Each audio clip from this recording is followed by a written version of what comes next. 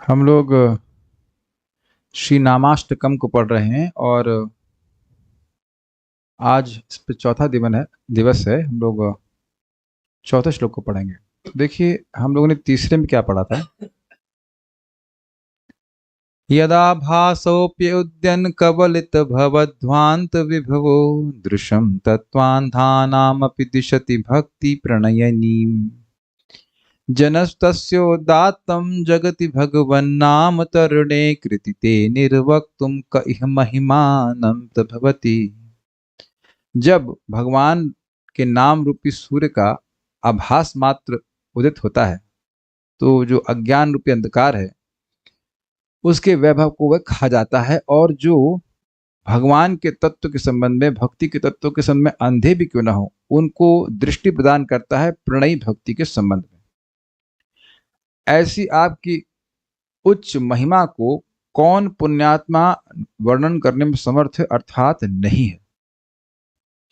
अब इसी बात को कि भगवान के नाम की अचिंत क्षमता है वह समझाते हैं इस श्लोक से, जिसमें वो कहते हैं कि देखिए, जो ब्रह्म साक्षात्कार को प्राप्त हैं, आप जानते हैं, वदंति तत्तत्वविदस् तत्त्वमेव ज्ञानमद्वयम् ब्रह्मेति परमात्मेति भगवान इति शब्दते। ब्रह्म, परमात्मा और भगवान, ये तीन तत्व हैं। तो ब्रह्म जैसे सूर्य की रोशनी से ब्रह्म कहते हैं, जैसे सूर्य की रोशनी होती है ऐसे भगवान के अंग कांति को ब्रह्म कहते हैं। भगवान श्री कृष्ण के परमात्मा तत्व को तुलना सूर्य की डिश से की जाती है और सूर्य देव की तुलना की जा रही है भगवान श्री कृष्ण के से। तो जो ब्रह्म को प्राप्त करने का प्रयास नहीं, जो प्राप्त कर चुके हैं, जो ब्रह्मानुभूति प्राप्त कर चुके हैं, उनको भी प्रारब्ध कर्म भोगने होते हैं, तभी मुक्त होते हैं। लेकिन नाम जीव पर प्रकट होने मात्र से प्रारब्ध कर्म अलग हो जाते हैं। अब अलग हो जाने का क्या मतलब है वो समझाया जाएगा, वो भी समझा जाएगा। लेकिन जैसे ही बोला कृष्ण, क्या बोला, देखो यहाँ लोग बोलना ही चाह रहे हैं। अरे बोल तो भाई, ठीक है ठीक है नहीं, ठीक है नहीं, कृष्ण जैसे ही बोला, क्या बोला, कृष्ण। भक्तों को ऐसा होना चाहिए, क्या बोला पे बोले कृष्ण, ये नहीं बोलना कि क्या बोल, और कुछ अंडरस्टूड ही नहीं है। अंडरस्टूड है कि क्या बोलना है, हरे कृष्ण। जैसे ही बोला कृष्ण या हरि एक शब्द बोला तो तुरंत ही सारे के सारे कर्म अलग हो जाते हैं। अब अलग हो जाने का क्या मतलब वो समझाऊंगा मैं, वो समझाऊंगा। नष्ट हो जाएंगे तुरंत तो फिर अब हम मर जाएंगे, शरीर छूट जाएगा तुरंत, लेकिन ऐसा नहीं होता है, अलग हो जाएंगे। अभी समझिएगा, बहुत आज की क्लास में बिल्कुल आराम से पढ़ाएंगे। कंसेप्ट हैं, संचित, प्रारब्ध, सब बातें आएंगी, क्रियमाण समझाऊंगा। लेकिन इतना बढ़िया बात है कि प्रारब्ध कर्म भोगने ही पड़ते हैं, और यहाँ पे प्रारब्ध मतलब जो ब्रह्म अनुभव करने वाले हैं उसमें, और जो भगवान की भक्ति कर रहे हैं, भगवान नाम बोल रहे हैं, नाम बोलने मात्र से, हरे कृष्ण बोलने मात्र से व्यक्ति के प्रारब्ध कर्म जो उसको सामान्यतः भोगने ही पड़ते हैं, भोगे बिना छूटेगा नहीं, वह अलग हो जाते हैं। तो अब पहले उसको पढ़ लेंगे, उसका बताते हैं। एकांत भाव से उपासित होने पर नाम उस प्रारब्ध को भी नष्ट कर देते हैं जो एकमात्र भोगने के द्वारा ही नष्ट होता है। इसको कहने के लिए श्लोक कहते हैं। नोट, वेदांतियों के अनुसार कर्म तीन प्रकार के होते हैं। संचित अर्थात पूर्व जन्मों के कर्मों से इकट्ठा हुए कर्म का वह भाग जो भविष्यत जन्मों में अनुभव करना होगा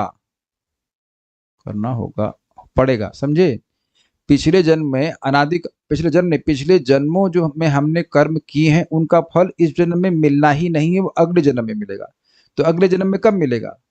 जब अगला जन्म होगा जब अगला जन्म होगा तब ना मिलेगा। तो इसे कहते हैं संचित।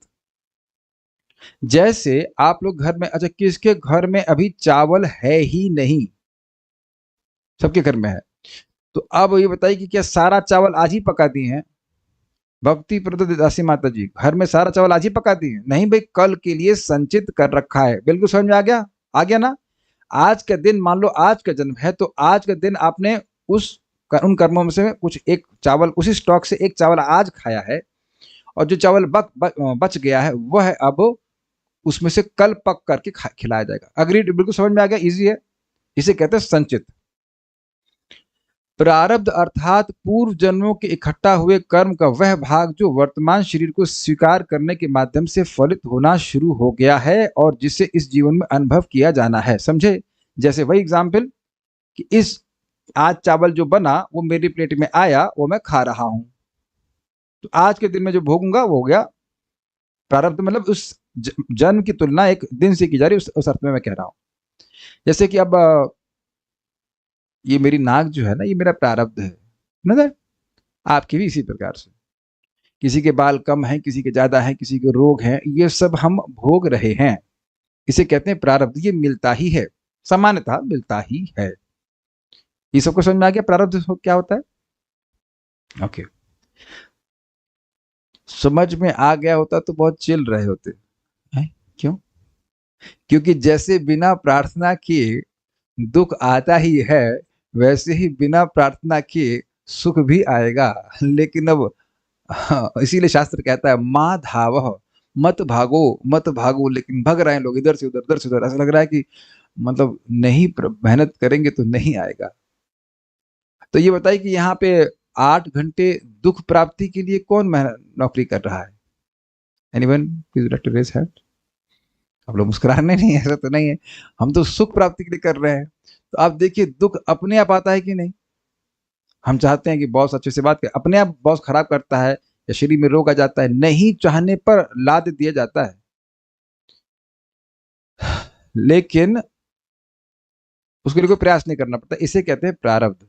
अच्छा, नहीं और समझने का प्रयास कीजिए। आप लोगों ने हम अपनी नाक को प्राप्त करने के लिए क्या परिश्रम किया? नाक, नाक, हाथ, आंख तो आप देख रहे हैं इसके लिए कोई परिश्रम नहीं किया, ये गिफ्ट में दिया गया, birthday gift this is the first birthday gift. Agreed? समझ आ गया ना?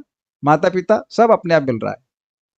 मजेदार बात है, बड़ी इंटरेस्टिंग बात है। हम सोचते हैं मर जाएंगे, थोड़ा हम बोलते हैं प्रारब्ध पे, लेकिन भैया आपका प्रारब्ध भगवाने के लिए भगवान को आपको जिंदा रखना ही पड़ेगा। समझे? चिंता मत करो कि मर जाओ, खाने को नहीं मिलेगा। कुछ लोग सोचते हैं खाने को कैसे मिलेगा, मिलेगा ही। अब खाना नहीं खाओगे तो मर जाओगे। तो भगवान को वो कर्म भगवाना ही है, तो खिलवा खिलवा करके भगवाएंगे। समझे? अगर किसी को निमोनिया होना है तो जिंदा होगा तब ना निमोनिया होगा। तो जिंदा रखा जाएगा ताकि निमोनिया हो, या उसके मान लो शादी होनी है या उसके बच्चे होने, तो जिंदा रहेगा तब ना बच्चे होगा। कि बिना मरा हुआ इंसान कैसे जन्म दे देगा बताइए किसी बच्चे को? Very interesting, very interesting. तो सिद्धांत यह है कि व्यक्ति को अपना कार्य करना चाहिए लेकिन चिंता नहीं करनी चाहिए। हम एक भक्त को आज समझा रहे थे, वो लॉर्ड 6:30 तक काम करते हैं, फिर पढ़ाई करते हैं, फिर उसके बाद 2 बजे सोते हैं। हमने कहा इतना परिश्रम, वो भी दुख प्राप्ति के लिए? हद हो गई। अरे करो भाई, पीएचडी करो, कुछ भी करो भाई, दिमागी खराब करना कोई दिक्कत नहीं, करो, लेकिन इतना मत करो ना कि 2 बजे तक आप जग रहे हो। तो ये समझ नहीं पाते। तो समझ गए ना, प्रारब्ध मतलब मिलना ही है।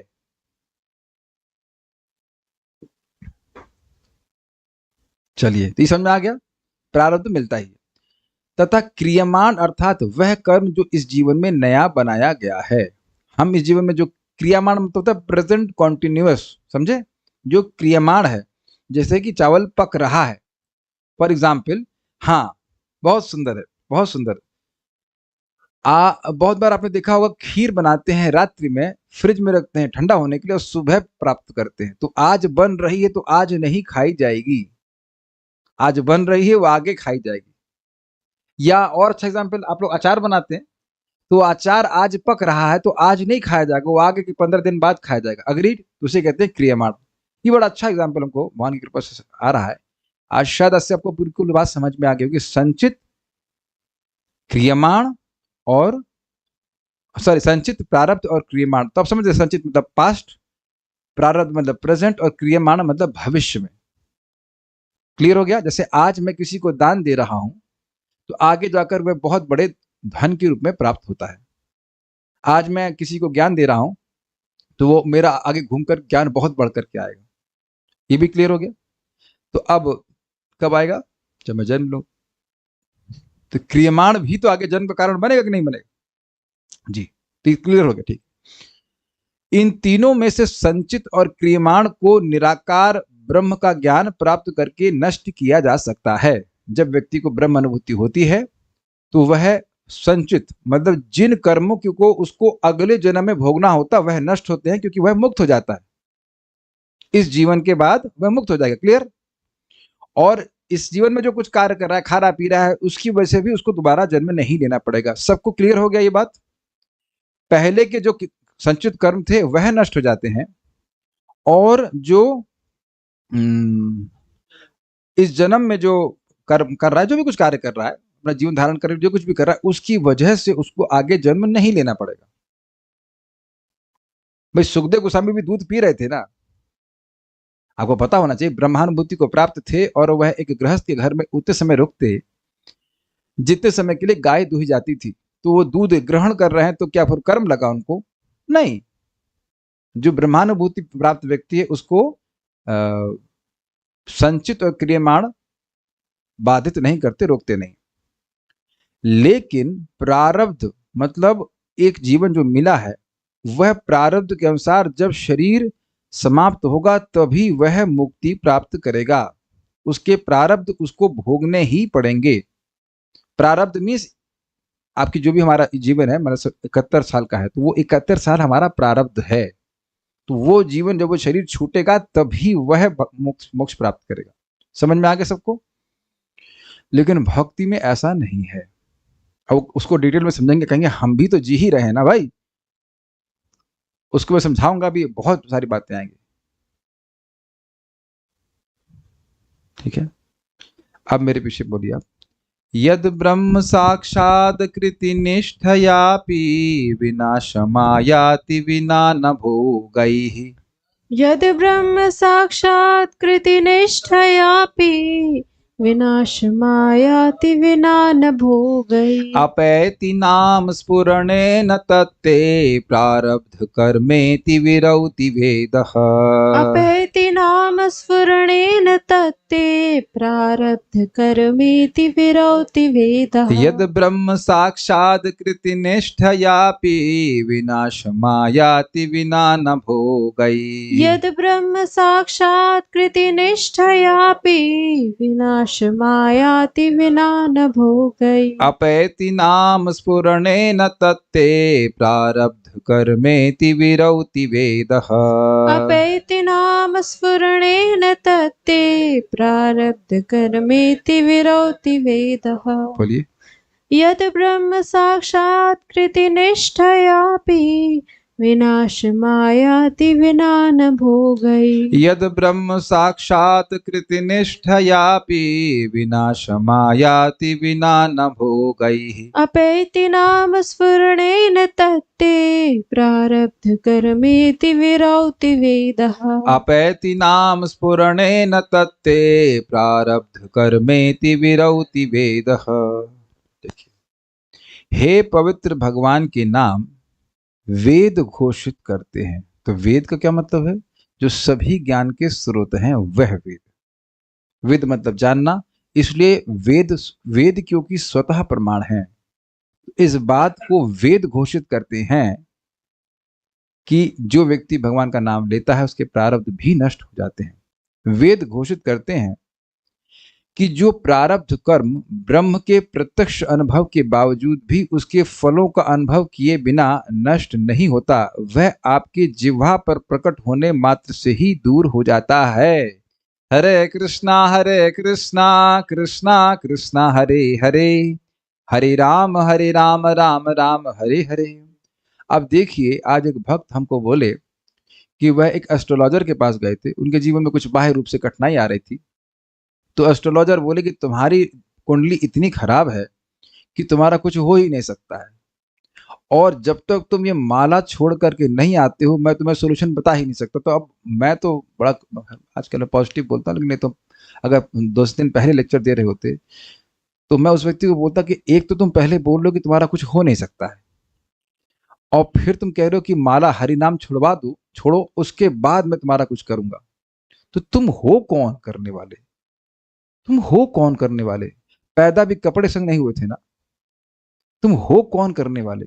और आप ये सोचिए, वो तो चलो भक्त बच गए, नामोच्चारण कर रहे हैं, लेकिन दूसरा भक्त हम जानते हैं जो एक समय महाराज जी से, परम पूज्य नवयोगेंद्र महाराज से दीक्षा लेने के लिए वो हमसे बोल रहे थे कि हमें मतलब रिकमेंड कीजिए, और उनको कोई लाल किताब से पढ़ा दिया, समथिंग होगी कोई किताब, कहते उसमें कुछ तो पढ़ा रहे थे, लाल किताब को सुन करके भागवत किताब भूल गए, माला ही छोड़ दिए, कंठी तक उतार दिए। ये है मूर्खता लोगों की। इस प्रकार से शास्त्र का श्रवण ना करने के कारण वह ऐसी बात करते हैं कि वो सोचते हैं कि उनका हरे कृष्ण मंत्र से उनका भाग्य खराब हो रहा है। और पहले बात तो समझना चाहिए कि भाग्य है क्या।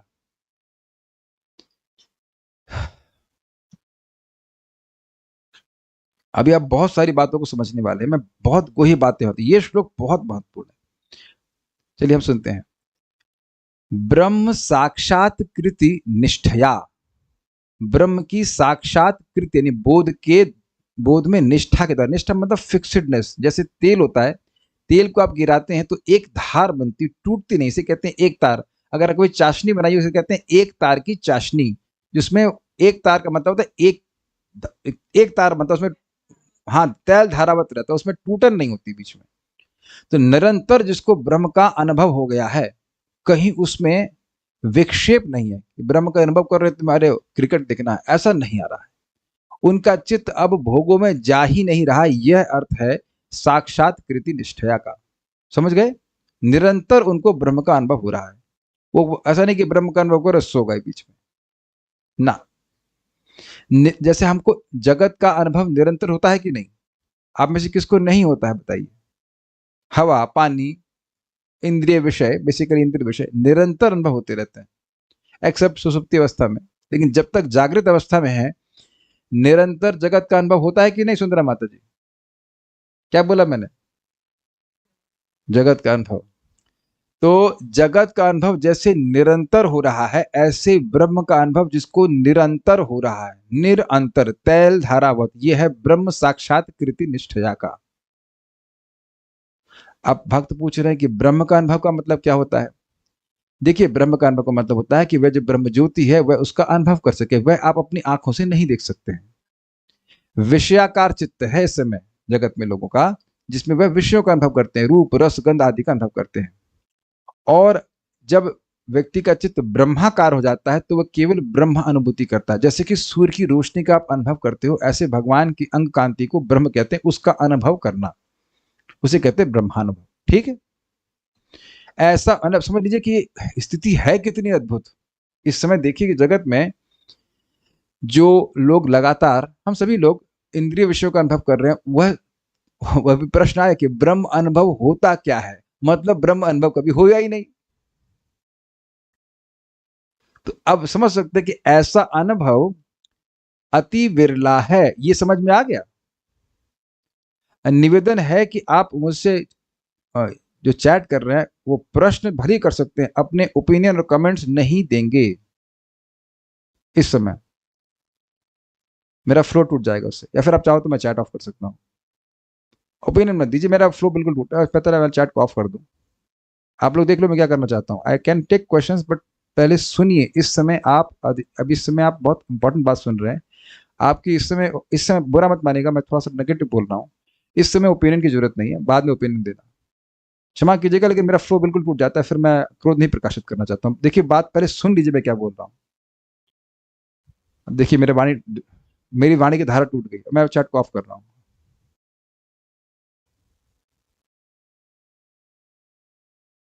मैं एक भक्त को होस्ट बना रहा हूँ। मदन मोहन प्रभु, यू आर को होस्ट। इन केस आवाज का कोई इशू होगा तो आप मुझे बताना। हाँ, Tungved is also here, so you are also there. दोनों जयपुर के होस्ट, बहुत होस्ट। जयपुर में सुनाई पड़ रहा है तो सब जगह सुनाई पड़ रहा है। सुनिए ध्यान से मैं क्या कह रहा हूँ। ब्रह्म साक्षात्कृति निष्ठया, ब्रह्म की साक्षात अनुभूति के द्वारा जिसमें विक्षेप कहीं नहीं हो रहा है। मैं समझाने का प्रयास कर रहा हूँ जैसे हमें बिल्कुल विक्षेप नहीं हो रहा है। अरे ब्रह्म दिखने लग गया, ब्रह्म खींच रहा है, ऐसा नहीं। लगातार इंद्रिय विषय खींच रहे हैं, रूप रस गंध निरंतर खींच रहे हैं ना। तो उस तरह से उस व्यक्ति को जिसको ब्रह्म का अनुभव होने लगता है, वो जगत का अनुभव होता ही नहीं है। जैसे सुखदेव गोस्वामी का अनुभव का वर्णन किया गया था कि वह पैदा होते भगे और वह 16 साल के, कपड़ा नहीं पहने, और स्त्रियां निर्वस्त्र स्नान कर रही हैं, वो निकल गए और सब तरफ देख भी रहे और वो अपने को ढकी नहीं। और उनके पिताजी वेद व्यास जी उनके पीछे पीछे भाग रहे हैं। वो वृद्ध है और स्त्रियों की तरफ देख नहीं रहे थे, फिर भी वे अपने कपड़ों को ढक ली। सर हाँ, कपड़े से अपने अपने तन को ढक ली। तो उनने पूछा भाई मैं वृद्ध हूं, मैं आपकी तरफ देख नहीं रहा था, आप अपने शरीर को ढक ली। मेरा लड़का जवान था, 16 साल का था और सब तरफ देख रहा था, आपने नहीं ढका। तो ने कहा देखिए उसकी ऐसी विविक्त दृष्टि नहीं है, स्त्री पुम विधा न विविक्त दृष्टि, उसकी ये स्त्री है, ये पुरुष, ऐसी विविक्त दृष्टि नहीं है। तो वहां प्रभुपाद समझाते तो क्या वेद व्यासदेव जी ब्रह्म अनुभवी नहीं है, हैं, लेकिन क्योंकि वे गृहस्थ आश्रम में है इसलिए उनको ऐसा भेद करना पड़ता है। लेकिन सुखदेव गोस्वामी की ऐसी स्थिति है कि बस वह ब्रह्म का ही अनुभव करते हैं, सब जगह ब्रह्म दर्शन ही करते हैं। तो ये है ब्रह्म का दर्शन का मतलब, आप इन जगत में जो इंद्रिय विषयों का अनुभव वह नहीं करते। उम्मीद है कि आप बात समझ पा रहे होंगे, यानी कि ये अति विरली स्थिति है, विरला स्थिति है। ऐसा होने के बाद भी, अपि मद उसके बावजूद भी, यत प्रारब्ध कर्म, जो प्रारब्ध कर्म है, बिना विना भोगे ना विनाशम आयति, उनको भोगे बिना विनाश को प्राप्त नहीं होते। बिल्कुल स्पष्ट है। हे नाम, हे पवित्र भगवान नाम, तत्ते स्फुरणेन, वे भी आपकी जिह्वा पे, आपके जिह्वा पर प्रकट होने मात्र से अपैति इति वेदः विरौति, दूर चले जाते हैं, ऐसा वेद घोषणा करते हैं। अब ये दूर चले जाते हैं का क्या मतलब है? जैसे मेरे पास मेरा मेरा जो स्पीकर है वह दूर है, तो मैं उसको टच नहीं कर पा रहा हूं, ना ही वह मुझे टच कर रहा है। जो ब्रह्म अनुभूति कर रहे हैं उनको प्रारब्ध कर्मों का स्पर्श करना ही पड़ता है, समझे? जैसे मान लो मेरी इस क्लास में सामने जो बैठे भक्त लोग में से कोई सो रहा है, तो क्योंकि मैं उनको स्पर्श नहीं कर सकता, तो मैं ए उठो ऐसा नहीं कर सकता। जैसे मान लीजिए यहाँ जूम पे कोई सो जाए, तो मैं आपकी आवाज तो लगा सकता हूँ, लेकिन क्या स्पर्श कर सकता हूँ भाई? नहीं कर सकता। तो मैं आपसे दूर हूं कि नहीं? हूं, लेकिन दूर हूं, मानते ना? मान लीजिए थाली, चलो प्रारब्ध कर्म को आप फल से फिर से थाली पहुंचते, प्रारब्ध कर्म की थाली आपके सामने आई और थाली खींच के दूर कर दी गई, समझे? थाली खींच के दूर दूर कर दी गई और वही वही चीज दी जा रही जो आपके स्वास्थ्य के लिए अच्छी हैं। अब समझ में आ गया? एक खूब सारा पकवान है, ये मीठा, लेकिन मान लो डायबिटीज है तो यह नहीं देंगे। ये एक बात समझिए, बिल्कुल बिल्कुल सब समझ में आ जाएगा। फीस्ट बनता है, फीस्ट बना और उसमें बहुत सारे आइटम, मीठा है, ये है, वो है, सब कुछ है, तो प्रारब्ध है आपका, भोग सकते हैं आप, भोगेंगे आप। लेकिन वहां आपकी माँ है या पत्नी है, जो भी है, वह जानती है कि अमुक व्यक्ति को ये चीज नुकसान करती है, तो यह वह नहीं देगी।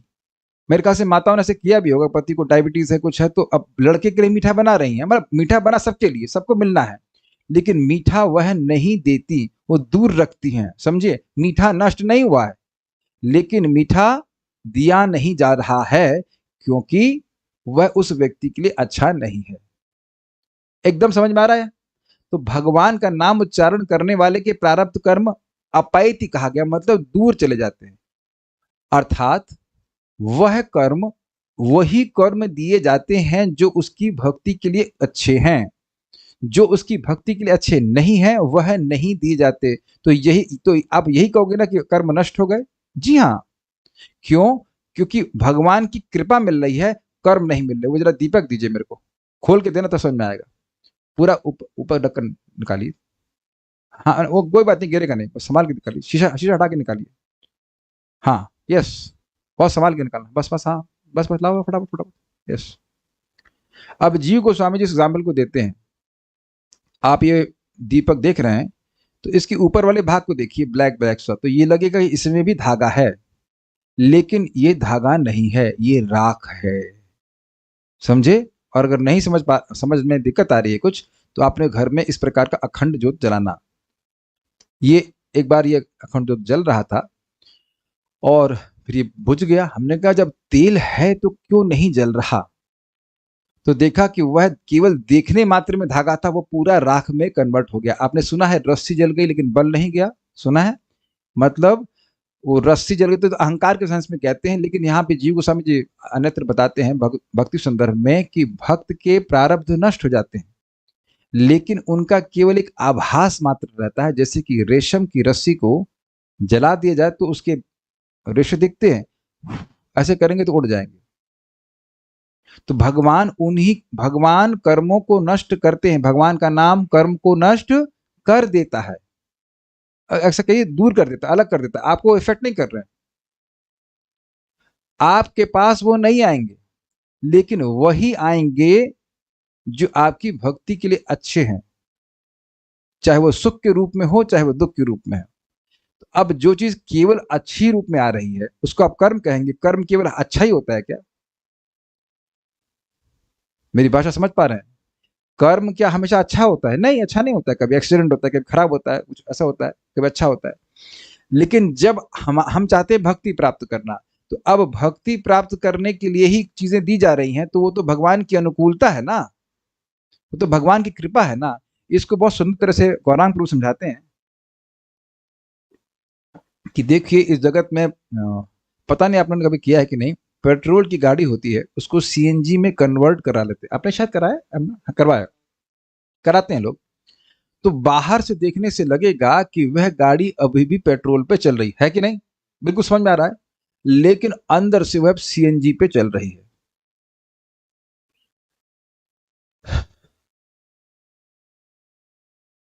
सीएनजी को थोड़ा चेंज कीजिए, एनसीजी, नेचुरल कृपा ऑफ गौरांग। कृपा नेचुरली रिसीव्ड बाय गौरांग, कृपा naturally received from Gaurang by chanting हरे कृष्णा कृष्णा कृष्णा हरे हरे, हरे राम राम राम हरे हरे। क्या समझ में आ गया? बिल्कुल।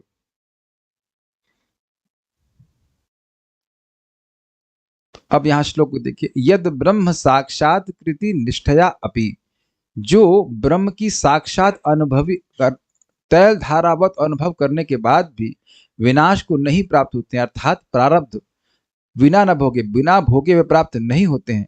अपैति, वह भी दूर चले जाते हैं। नाम स्फुरणेन तत्ते, आपका नाम स्फुरण होने मात्र। स्फुरण का मतलब क्या है? मैनिफेस्ट करिए। हरे कृष्णा कृष्णा कृष्णा हरे हरे, हरे राम राम राम हरे हरे। तो वह यद प्रारब्ध, जो प्रारब्ध कर्म है वो इस प्रकार से होते हैं।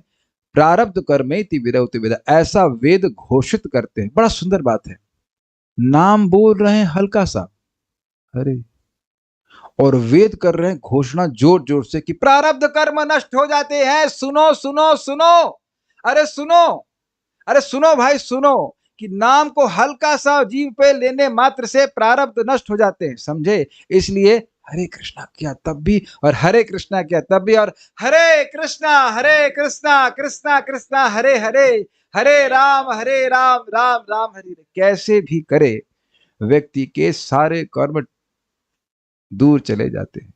अब वह व्यक्ति मूर्ख ही कहलाएगा जो नाम को ही अपने से दूर कर दे। इससे पहले कि मैं टीका में जाऊं, मैं आप लोग को होमवर्क दूंगा, आप चाहे तो थोड़ा पढ़ लेना। 5:1:35 श्रीमद् भागवतम, अगर दिखा सके श्लोक तो मैं बोल भी दूंगा कि विदूर विगतः शब्द है वहां पे, कि कोई व्यक्ति चांडाल भी क्यों ना हो वह भी भगवान का नाम एक बार बोलता है, सकृदादीत, तो वह भी तुरंत ही क्या शब्द है वहां पे, श्लोक दिखाइए। नैवं विधः पुरुषकारुरुक्रमस्य पुंसां तदंग्रिरजसा जितषड्गुणानां चित्रं विदूर विगतः सकृदादिदीता यन्नामधेय मधुना स जहाति बंधम।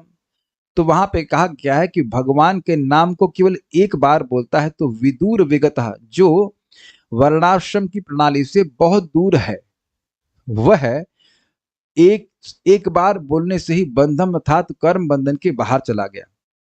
तो समझ लेने का प्रयास कीजिए, प्रारब्ध नष्ट होते हैं मतलब संचित और क्रियामान तो नष्ट होते ही हैं, और प्रारब्ध भी नष्ट होते हैं, मतलब पूर्णतः कर्म नष्ट हो जाते हैं, यह कह रहे हैं। और उस 5:1:35 में प्रभुपाद जी समझाते हैं कि देखिए, कोई व्यक्ति भगवान का नाम बोला तो उसका शरीर छूटते हुए तो हम तुरंत नहीं देखते हैं। क्या प्रमाण है? प्रमाण यह है कि मैं क्लास दे रहा हूं और आप सुन रहे हैं। बहुत से भक्त लोग यहाँ 16 माला जप कर लिए होंगे, एक आध दो माला तो सभी कर रहे होंगे। तो अब आप और मैं दिखते तो है नहीं कि शरीर छूट गया। और अब प्रश्न होगा कि भाई क्यों नहीं छूट गया? तो अगर छोड़ देते तो क्लास कौन देता और क्लास सुनता कौन? तो भक्ति का प्रवर्तन नहीं हो पाता ना। तो इसलिए ये नहीं सोच रहे थे कि कर्म बंधन छूट गया, खत्म हो गया तो व्यक्ति तुरंत शरीर ही छोड़ देगा। वहां प्रभुपाद समझाते हैं, तात्पर्य के अंत में देखना, एकदम लास्ट में, आप इनको माइक दीजिए, ये पढ़ के बता सकते हैं। एकदम लास्ट में प्रभुपाद जी कहते हैं कि देखिए जैसे ही कोई नाम बोलता है, अब देखिए इंग्लिश में पढ़ी, वो मंत्र बोलता है तो उसका मन तुरंत चेंज हो जाता है, और क्योंकि मन अगले जन्म का कारण होता है, अग्रीड, तो क्योंकि मन पवित्र हो गया है इस कारण से उसका दोबारा जन्म नहीं होगा। क्या लिखा है जरा बताइए इंग्लिश में। The body is a symbolic representation of the material bondage according to one's इतना karma. जल्दी बोली कि मैं भी ना समझ पाऊं। The body is a symbolic representation of material bondage according to फिर one's और karma. जल्दी बोले, न्यूज़पेपर पे पढ़ते थे आप, मैं भी ऐसे पढ़ना पड़ता समझा कहाँ से पढ़े बता दीजिए। कहाँ पढ़े तो यहीं से, लेकिन बड़ी धीरे से पढ़िए। देखिए, after all changes of the gross body are conducted by the subtle body. वस्तुतः जो जो स्थूल शरीर है उसके जो भी परिवर्तन है वह सूक्ष्म शरीर से आते हैं। इसीलिए पॉजिटिव सोचना चाहिए। मैं स्वस्थ हूं बोलेंगे तो आप स्वस्थ होने लग जाएंगे। लॉ ऑफ अट्रैक्शन दिख गया सबको कि प्रभा समझा रहे हैं, किसी की हिम्मत हो तो काटिएगा। अच्छा चैट तो ऑफ कर रखा है तो काटेंगे कैसे। After the destruction of the gross body the subtle body takes the living entity from his present gross body to another. ये तो स्पष्ट है, जब ये शरीर नष्ट हो जाएगा तो हमारा सूक्ष्म शरीर हमको दूसरे स्थूल शरीर में ले जाता है। In the subtle body, the mind is predominant, and therefore, if one's mind is always absorbed in remembering the activities or the lotus feet of the Lord, he is to be understood to have already changed his present body and become purified. तो अगर कोई भगवान का स्मरण कर रहा है उनके नामोच्चारण के द्वारा, तो उसका सूक्ष्म शरीर चेंज हो गया है। तो इस कारण से माना जाएगा कि उसका कर्म बंधन नष्ट हो गया, कि वो स्मरण कर रहा है तो भगवान के पास चला जाएगा। इसीलिए ये कहा जा रहा है कि चांडाल हो वह भी ब्राह्मण बन जाता है दीक्षा के द्वारा, भगवान का नाम उच्चारण करने के द्वारा। अब एक और श्लोक है, अभी मैं आप लोग ढूंढ सके तो भागवत में, स्वादोपि सद्यः शवनाय कल्पते, उसमें आता है, शुरुआत ऐसे नहीं बीच में से आता है, स्वादोपि सद्यः शवनाय कल्पते। कोई स्वाद है, कुत्ता खाने वाले के यहाँ पे पैदा क्यों ना हुआ हो, लेकिन वह भी सवन यज्ञ करने के योग्य हो जाता है अगर वह भगवान का नाम उच्चारण करता है। तो अब कोई व्यक्ति कुत्ता खाने वाले का पैदा हुआ है तो इसका प्रारब्ध है कि नहीं, पहले कोई ऐसा कर्म किया है कि वह कुत्ता खाने वाले के यहाँ पैदा हुआ है, क्लियर, तो उसको चेंज नहीं किया सकता है, देह चेंज नहीं किया सकता है। लेकिन फंडा यह है कि क्योंकि वह कुत्ता खाने वाले के यहाँ पैदा हुआ है तो वह इस जन्म में सवन यज्ञ जो ब्राह्मण करते हैं वह नहीं कर सकता, क्लियर। तो वहां पे भागवत कहती है कि जो नामोच्चारण करता है कि वह तुरंत ही शवन यज्ञ करने का योग्य बन जाता है। तो प्रश्न होगा तो वो करता क्यों नहीं है, तो करता इसलिए नहीं है क्योंकि समाज में शिष्टाचार भंग होता है, एक बात। दूसरा, उसे करने की जरूरत भी नहीं। जो हरे कृष्ण मंत्र जप कर रहा है उसको अब शवन यज्ञ करने की क्या जरूरत है। शवन यज्ञ कुछ होता होगा, ब्राह्मण लोग करते होंगे, शवन यज्ञ कहलाता है, उसको कुछ करने की जरूरत नहीं। जो श्वपच है वह श्रवण यज्ञ करने के योग्य बन जाता है। इतना नाम प्रभावशाली है। इससे सीख लेना चाहिए कि अगर कोई व्यक्ति को आप योग्य बनाना चाहते हो तो उससे बारंबार निवेदन करना चाहिए कि आप भगवान का नाम उच्चारण करो, ये है कृपा। कई बार लोग साधुओं के पास जाते हैं और कहते हैं हमें आशीर्वाद दीजिए, कहते हैं जप करो, कहते हैं वो हम कर नहीं सकते। तो बेसिकली वह साधु का आशीर्वाद स्वीकार करना नहीं चाहते।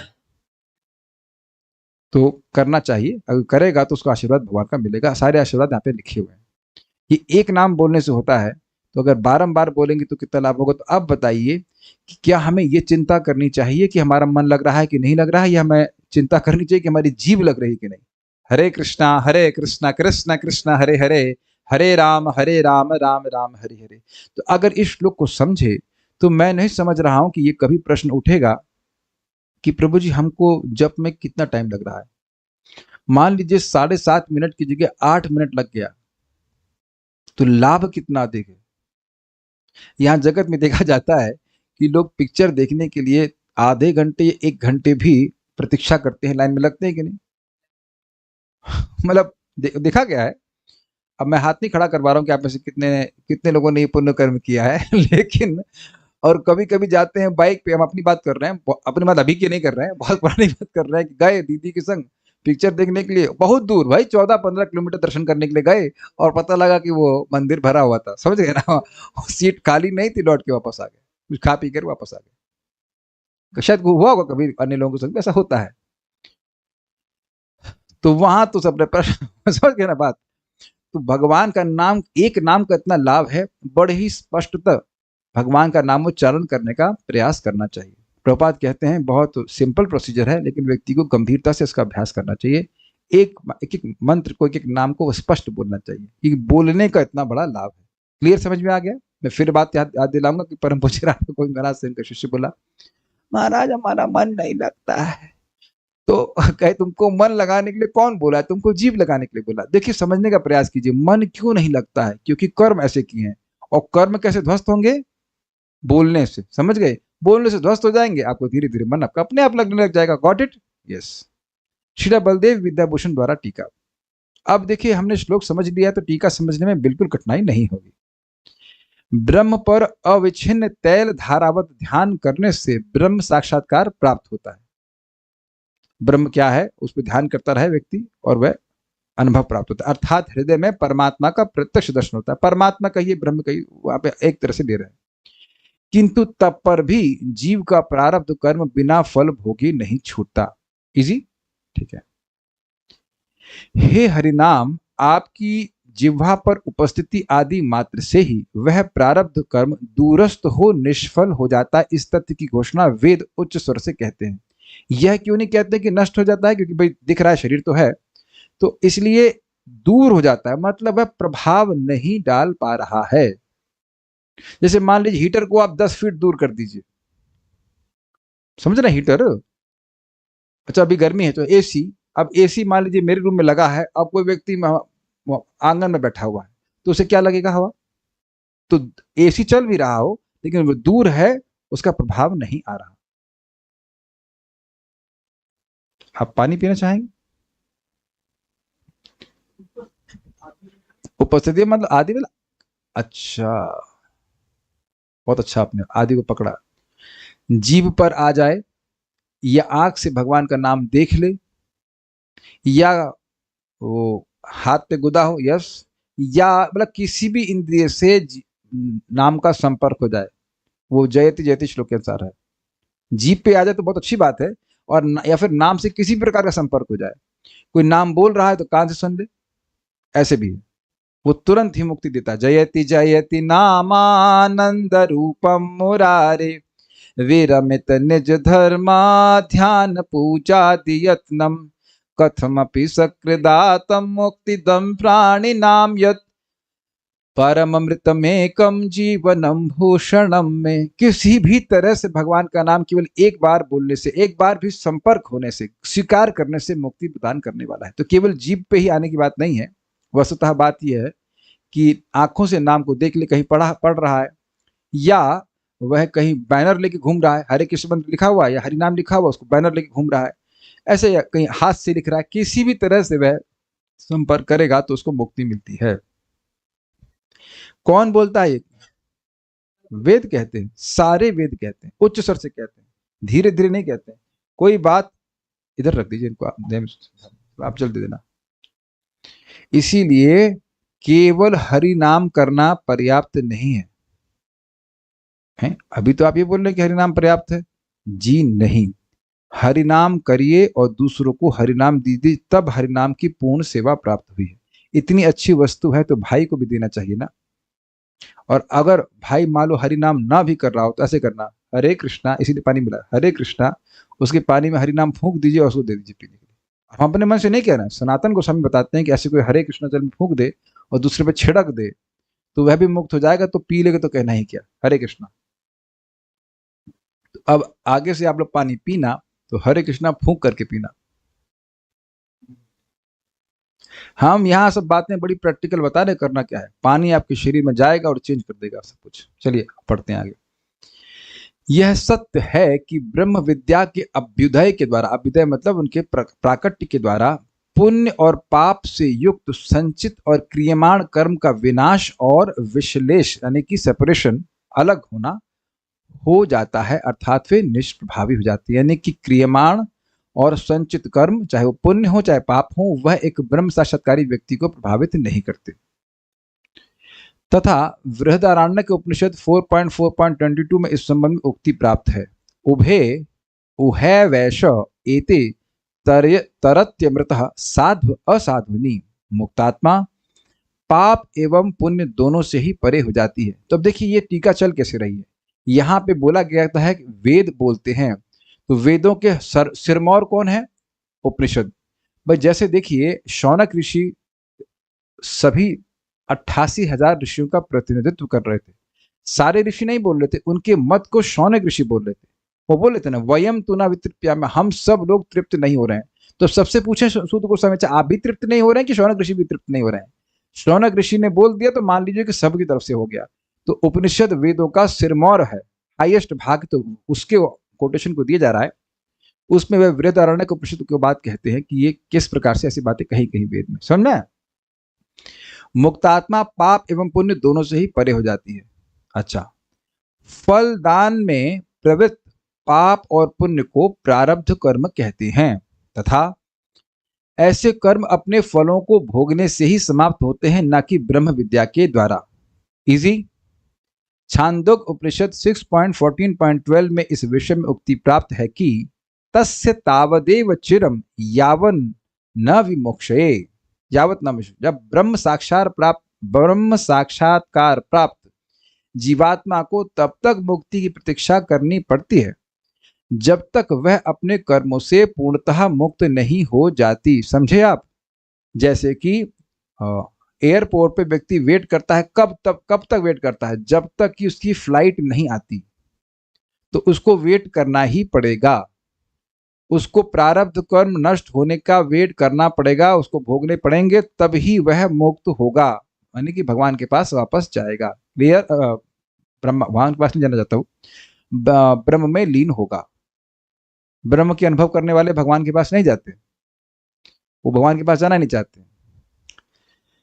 क्या ये क्लियर हुआ? उसका जो निश्चित समय कि भाई ये जीवन उसका 80 साल का है, तो 80 साल तक वो जो भी उसके सुख दुख है वो भोगने के बाद ही वह वापस नहीं ब्रह्म में लीन होगा। इसीलिए उन लोग की ऐसी मति होती है कि ये भोजन मुझे करना ही पड़ेगा। वो इसे न्यूट्रल से रहते हैं, वो ये नहीं देखते हैं कि कृष्ण की कृपा है, वो देखते हैं कि ये भोजन मुझे करना ही पड़ेगा, ये मेरा प्रारब्ध है, इससे मुझे फर्क नहीं पड़ रहा। ब्रह्म अनुभव होगा, ब्रह्म अनुभव करने वाला भी खाना खाता है, लेकिन उसको कुछ कर्म नहीं लग रहा है, क्योंकि वह उसमें लिप्त नहीं हो रहा है। ये सब हम लोग गीता में पढ़ चुके हैं। उसकी ऐसी कॉन्शियसनेस रहती है कि मैं जो कुछ भी अपना जीवन धारण करने के लिए कर रहा हूँ, ये मुझे करना ही पड़ेगा। आत्महत्या करने के लिए कोई नहीं बोल रहा है, ना ब्रह्म ज्ञानी बोल रहे हैं, ना कोई भक्त बोल रहा है। क्लियर समझ में आ रहा है बात?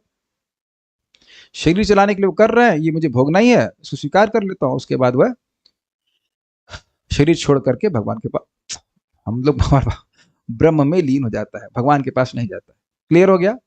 ठीक। अच्छा, यही निष्कर्ष वेदांत सूत्र के रचयिता श्री व्यासदेव ने भी इस प्रकार दिया है। उपनिषद, फिर उपनिषद के बाद वेदांत, वेदांत के बाद वेद में कुछ बचा नहीं, तो वह बात वेदांत में भी कही जा रही है। क्या कह रहे हैं देखिए, तद अधिगम उत्तर पूर्वाघयोर अश्लेष विनाशौ तद व्यपदेशात। ये 13वां श्लोक है। जब ब्रह्म का अनुभव होता है तो क्रियमाण एवं संचित पाप का विश्लेष और विनाश हो जाता है, क्योंकि ऐसी घोषणा करी गई है। समझ में आ गया? जब ब्रह्म का अनुभव होता है तो संचित और क्रियमाण का नाश हो जाता है, मतलब ऐसा वेद कहते हैं। तो ये बात आपको वेदांत से मिल गई। जो श्रील रूप गोस्वामी जी कह रहे हैं वह वो वेद की ही बात को कह रहे हैं। तो श्री बलदेव विभूषण पाद आपको वेद से बता रहे कि वेद में ऐसा कहा गया है, ये बात बोल रहे हैं। ठीक है, इसी इतरस्याप्येवमशलेष पाते तु, ये 14वां श्लोक है। अनारब्ध कार्य एव तु पूर्वे तदवधे, 15वां श्लोक। ब्रह्म ज्ञान प्राप्त होने के प्रारंभ में संचित तथा क्रियमाण पाप आत्मा से अलग हो जाते हैं, यही ब्रह्म ज्ञान की महिमा है। तथा इसी प्रकार ब्रह्म ज्ञान प्राप्त होने के पश्चात संचित तथा क्रियमाण प्रकार के समस्त पुण्य राशि आत्मा से अलग हो जाती है, तथा मृत्यु के पश्चात मोक्ष की प्राप्ति होती। समझे? जब एडवेंट हो रहा है, जब ब्रह्म ज्ञान का अनुभव होना शुरू हुआ तो सारे पाप नष्ट, और जब पूर्णता को प्राप्त हुआ तो पुण्य भी नष्ट। Got it? पुण्य भी तो जन्म कराएगा ना। Is it okay? ठीक है, एकदम क्लियर है, इजी है। हालांकि यह ध्यान रखना चाहिए कि पाप एवं पुण्य राशि के केवल संचित और क्रियमाण प्रकार ही निकलते हैं, ये दो वायरस ही बाहर निकलते हैं, अगर से कर लीजिए। क्योंकि प्रारब्ध कर्म तब तक बने रहते हैं जब तक वर्तमान शरीर विद्यमान रहता है। यह है किसके लिए? जो ब्रह्म का अनुभव करना है। वेदांत सूत्र 4.1.13-15, आप इसको आगे वेदांत सूत्र से पढ़ सकते हैं, और नहीं पढ़ सकते तो लिखा हुआ है यहाँ पे, इसको स्वीकार कर लेना। नेक्स्ट, इन सूत्रों का तात्पर्य इस प्रकार है कि जब ब्रह्म साक्षात्कार होता है तो जीवात्मा संचित एवं क्रियमाण प्रकार के पापों से प्रभावित नहीं होता, तथा ऐसे ब्रह्म साक्षात्कार के माध्यम से जीवात्मा के पुण्य भी समाप्त हो जाते हैं, तथा फिर अंतिम मुक्ति उस समय होती है जब प्रारब्ध कर्म द्वारा निर्मित वर्तमान भौतिक शरीर का भी नाश हो जाता है। हालांकि यह ध्यान रखना चाहिए कि पाप एवं पुण्य संबंधी केवल संचित एवं क्रियमाण कर्म ही नष्ट होते हैं, क्योंकि प्रारब्ध कर्म तब तक बने रहते हैं जब तक वर्तमान शरीर विद्यमान है। देखिए, इस रूम में भक्त जो हैं, आपको प्रयास करना चाहिए कि आप जगे रहें। कर्म नष्ट होने की बात हो रही है और अगर सो गए तो बड़ी दिक्कत होगी। वैसे दिक्कत इसलिए नहीं क्योंकि कुछ भी होगा कल जब तो करेंगे ही, ना भी जाने तो काम करेगा, लेकिन थोड़ा सा ध्यान देना चाहिए। जब आई हैं तो ध्यान सुनना चाहिए। नोट, वेदांत सूत्रों की व्याख्या करने के पश्चात आई एम सॉरी, ये मैं अपने शब्दों को वापस लेता हूं, क्योंकि अभी हमने सुना और हम समझा है कि जब कोई शब्द होता है, और ध्यान सुनना, जब कोई शब्द होता है, एक है हमारा मन और एक हमारा अवचेतन मन, सबकॉन्शियस माइंड। तो हमारा सबकॉन्शियस माइंड निद्रा अवस्था में भी एक्टिव रहता है। जो शब्द होता है आसपास, वो उस सबकॉन्शियस माइंड में जाता है। तो हम अपनी बात को सुधारेंगे। क्लास में सोना है तो क्लास में आके सोइए। जब में दिक्कत यह है कि हम खुद हाँ ठीक है, तो अगर जिन लोगों को जब में नींद आती तो प्रभुपाद जी के जब को हल्का सा बैकग्राउंड में चला दीजिए, हल्का सा, तो वो आपको सुनाई पड़ता रहेगा। हरे कृष्ण कृष्ण कृष्ण हरे, मतलब सो गए तो सो भी गए तो वो हरे कृष्ण कृष्ण, मैं मजाक में नहीं बोल रहा, सीरियसली बोल रहा हूँ। हरे कृष्ण कृष्ण कृष्ण हरे हरे, हरे राम राम राम हरे, ऐसे वो चलता रहेगा। गुरु महाराज के जप में जाते, ये नहीं कि उतना जोर से चला लीजिए कि अपना जप ना सुन पाए, लेकिन अगर किसी को बहुत नींद आ रही तो ऐसे भी कर सकता है, उसको सुनाई पड़ता रहेगा। लेकिन अच्छा होगा कि अवचेतन मन को लाए हैं तो मन को भी लेके आ जाना चाहिए, सब सुन लें, अच्छा रहेगा। चलिए वापस आते हैं टॉपिक पे। नोट, वेदांत सूत्रों की व्याख्या करने के पश्चात अब टीकाकार प्रारब्ध कर्म के नाश संबंध में पवित्र नाम की विशेषता बतलाते हैं कि पवित्र नाम कैसे प्रारब्ध कर्म को भी नष्ट करता है। भी यानी क्रियमाण संचित को तो करता ही है और प्रारब्ध को भी कर देता है। हालांकि भगवान के पवित्र नामों का जप करने से ऐसे प्रारब्ध कर्म दूर हो जाते हैं तथा इसका वर्णन छांदोग्य उपनिषद में किया गया है 1.6.7। स एषः सर्वेभ्यः पापेभ्यः उदितः वै सर्वे पापमभ्यो य एवं वेद। आप हिंदी देखो ना, आप वहां परेशान हो जाओगे। हिंदी तो समझ में आती है ना, काहे संस्कृत देख रहे हैं, संस्कृत समझ में आ जाएगा। आप देखो मैं जो पढ़ा रहा हूँ, काहे को अंग्रेजी देख रहे हैं, आपको हिंदी नहीं समझ में आती है। हिंदी समझ में आती है क्लास में काहे को बैठे, बोल रहा हूँ ना, यू गेट डिस्ट्रैक्टेड। एक बार परम पूज्य राधा गोविंद महाराज प्रवचन कर रहे थे, कोई शिष्य आया, वो टीका पढ़ने लगा सामने, तो महाराज कहे अभी तुम सुनो, टीका पढ़ो घर पे, टीका पढ़ना गलत नहीं है, लेकिन अभी मैं जो पढ़ा रहा हूँ सामने देख के पढ़िए ना, हिंदी सुन रहे हैं ना, इज इट नॉट? जो इस प्रकार परमेश्वर को उनके नामों की सेवा के माध्यम से समझ लेता है, वह समस्त पापों से ऊपर उठ जाता है। समस्त का मतलब यानी कि प्रारब्ध भी नष्ट हो जाते। क्लियर?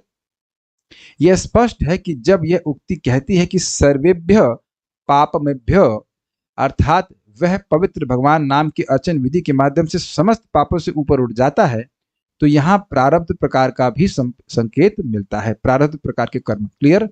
यहाँ पे यह नहीं कह रहे कि संचित और क्रियमाण ही होते हैं, सारे के सारे नष्ट होते हैं। मैं देखिए केवल पढ़ रहा हूं, बस वही व्याख्या कर रहा हूं जहां व्याख्या करने की जरूरत है। इजी है।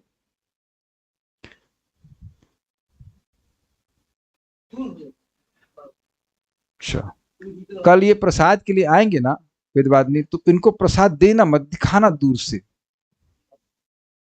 कल सुबह इनको ट्रीटमेंट कह रहे दूर होते, नष्ट नहीं हुए ना, नष्ट नहीं हुए ना। अब कभी आप बैठे हैं वहां पे, तो उनको मिठाई तो पसंद है ना आपको, तो ये आप कृष्ण हॉल में बैठे और मिठाई आते आते रुक जाए, ये लास्ट मोमेंट में बैठे होगा कभी ना कभी, है ना, तो हमको नहीं मिली, तो आप कहेंगे, आप ये तो नहीं कहते अरे बगल वाले को तो मिली है, हमको नहीं मिली।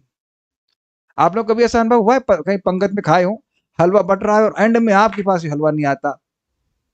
ये एक भक्त कह रहे थे उनको पोहा बड़ा पसंद था, तो मंदिर में उस दिन पोहा बना, उधर कार्तिक का समय, तो अंदर पोहा बट रहा है और हम लोगों ने क्या किया था, जाली लगा रखी थी, तो दिखाई पड़ता है कि वो अंदर क्या हो रहा है। हम लोग जानते थे कि अगर हम दरवाजा पूरा सील कर देंगे तो लोग ज्यादा उद्विग्न हो जाते हैं, वो सोचते हैं कि प्रसाद खत्म हो गया, तो परेशान हो जाते हैं। तो कम से कम जाली से ये देखते रहे कि प्रसाद है, प्रसाद चल रहा है। ये हमने साइकोलॉजी लोगों की पकड़ी थी। तो लोग देख लेते, हाँ भाई चल रहा है, प्रसाद चल रहा, नहीं तो बड़ी चिंता होती, खत्म हो गया, खत्म हो गया। गलत तो नहीं कर रहे हैं, है ना? हमको अनुभव है इस प्रकार का। तो अब वो कह रहे थे, प्रभु जी हम बाहर गेट, समझ रहे, गेट के बाहर खड़े फर्स्ट लाइन पे और देख रहे कि सबको, सब लोग पोहा दे, पोहा दोहा पोहा खाए जा रहे हैं, पोहा कड़ी बनता था। तो अब पोहा बिल्कुल पास में है, लेकिन जीभ पे तो नहीं आया ना, जीभ के द्वारा तो अनुभव करेंगे ना, जीभ के द्वारा ही तो भोगेंगे ना। जब तक जीभ में संपर्क नहीं होगा, नहीं मिलेगा ना। अब समझ में आ गया ना? तो अलग होने का मतलब नष्ट होना ही तो हुआ ना। एक बात सोचिए, मेरा कर्म अगर किसी दूसरे के पास चला गया फॉर एग्जाम्पल, तो वह कर्म मैं तो नहीं भोग रहा हूं, वो नष्ट हो या ना नष्ट हो, हमारे पास तो नहीं है ना।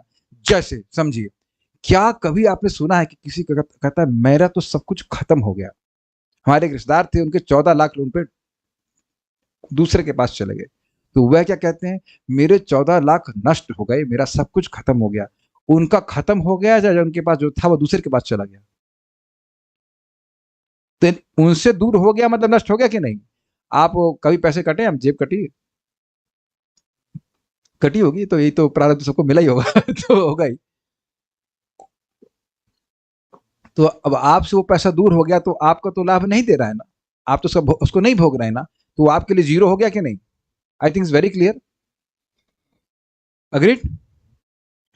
इसे ध्यान में रखते हुए शात्यायनी वैदिक ऋषियों के एक समूह कहते हैं, तस्य पुत्रा दायम उपयंति सुहृद साधु कृत्याम दुष्यंत पाप कृत्याम। ये बड़ा जबरदस्त है। अब बहुत ध्यान सुनिए, अगर नींद आए तो ये ले लीजिएगा, अब अपने अवचेतन मन को संग इसको ले लीजिए, सीरियसली बोल रहा हूँ, और उसको अगर नींद आए तो आप स्प्रे मार लीजिएगा। अब बहुत महत्वपूर्ण है।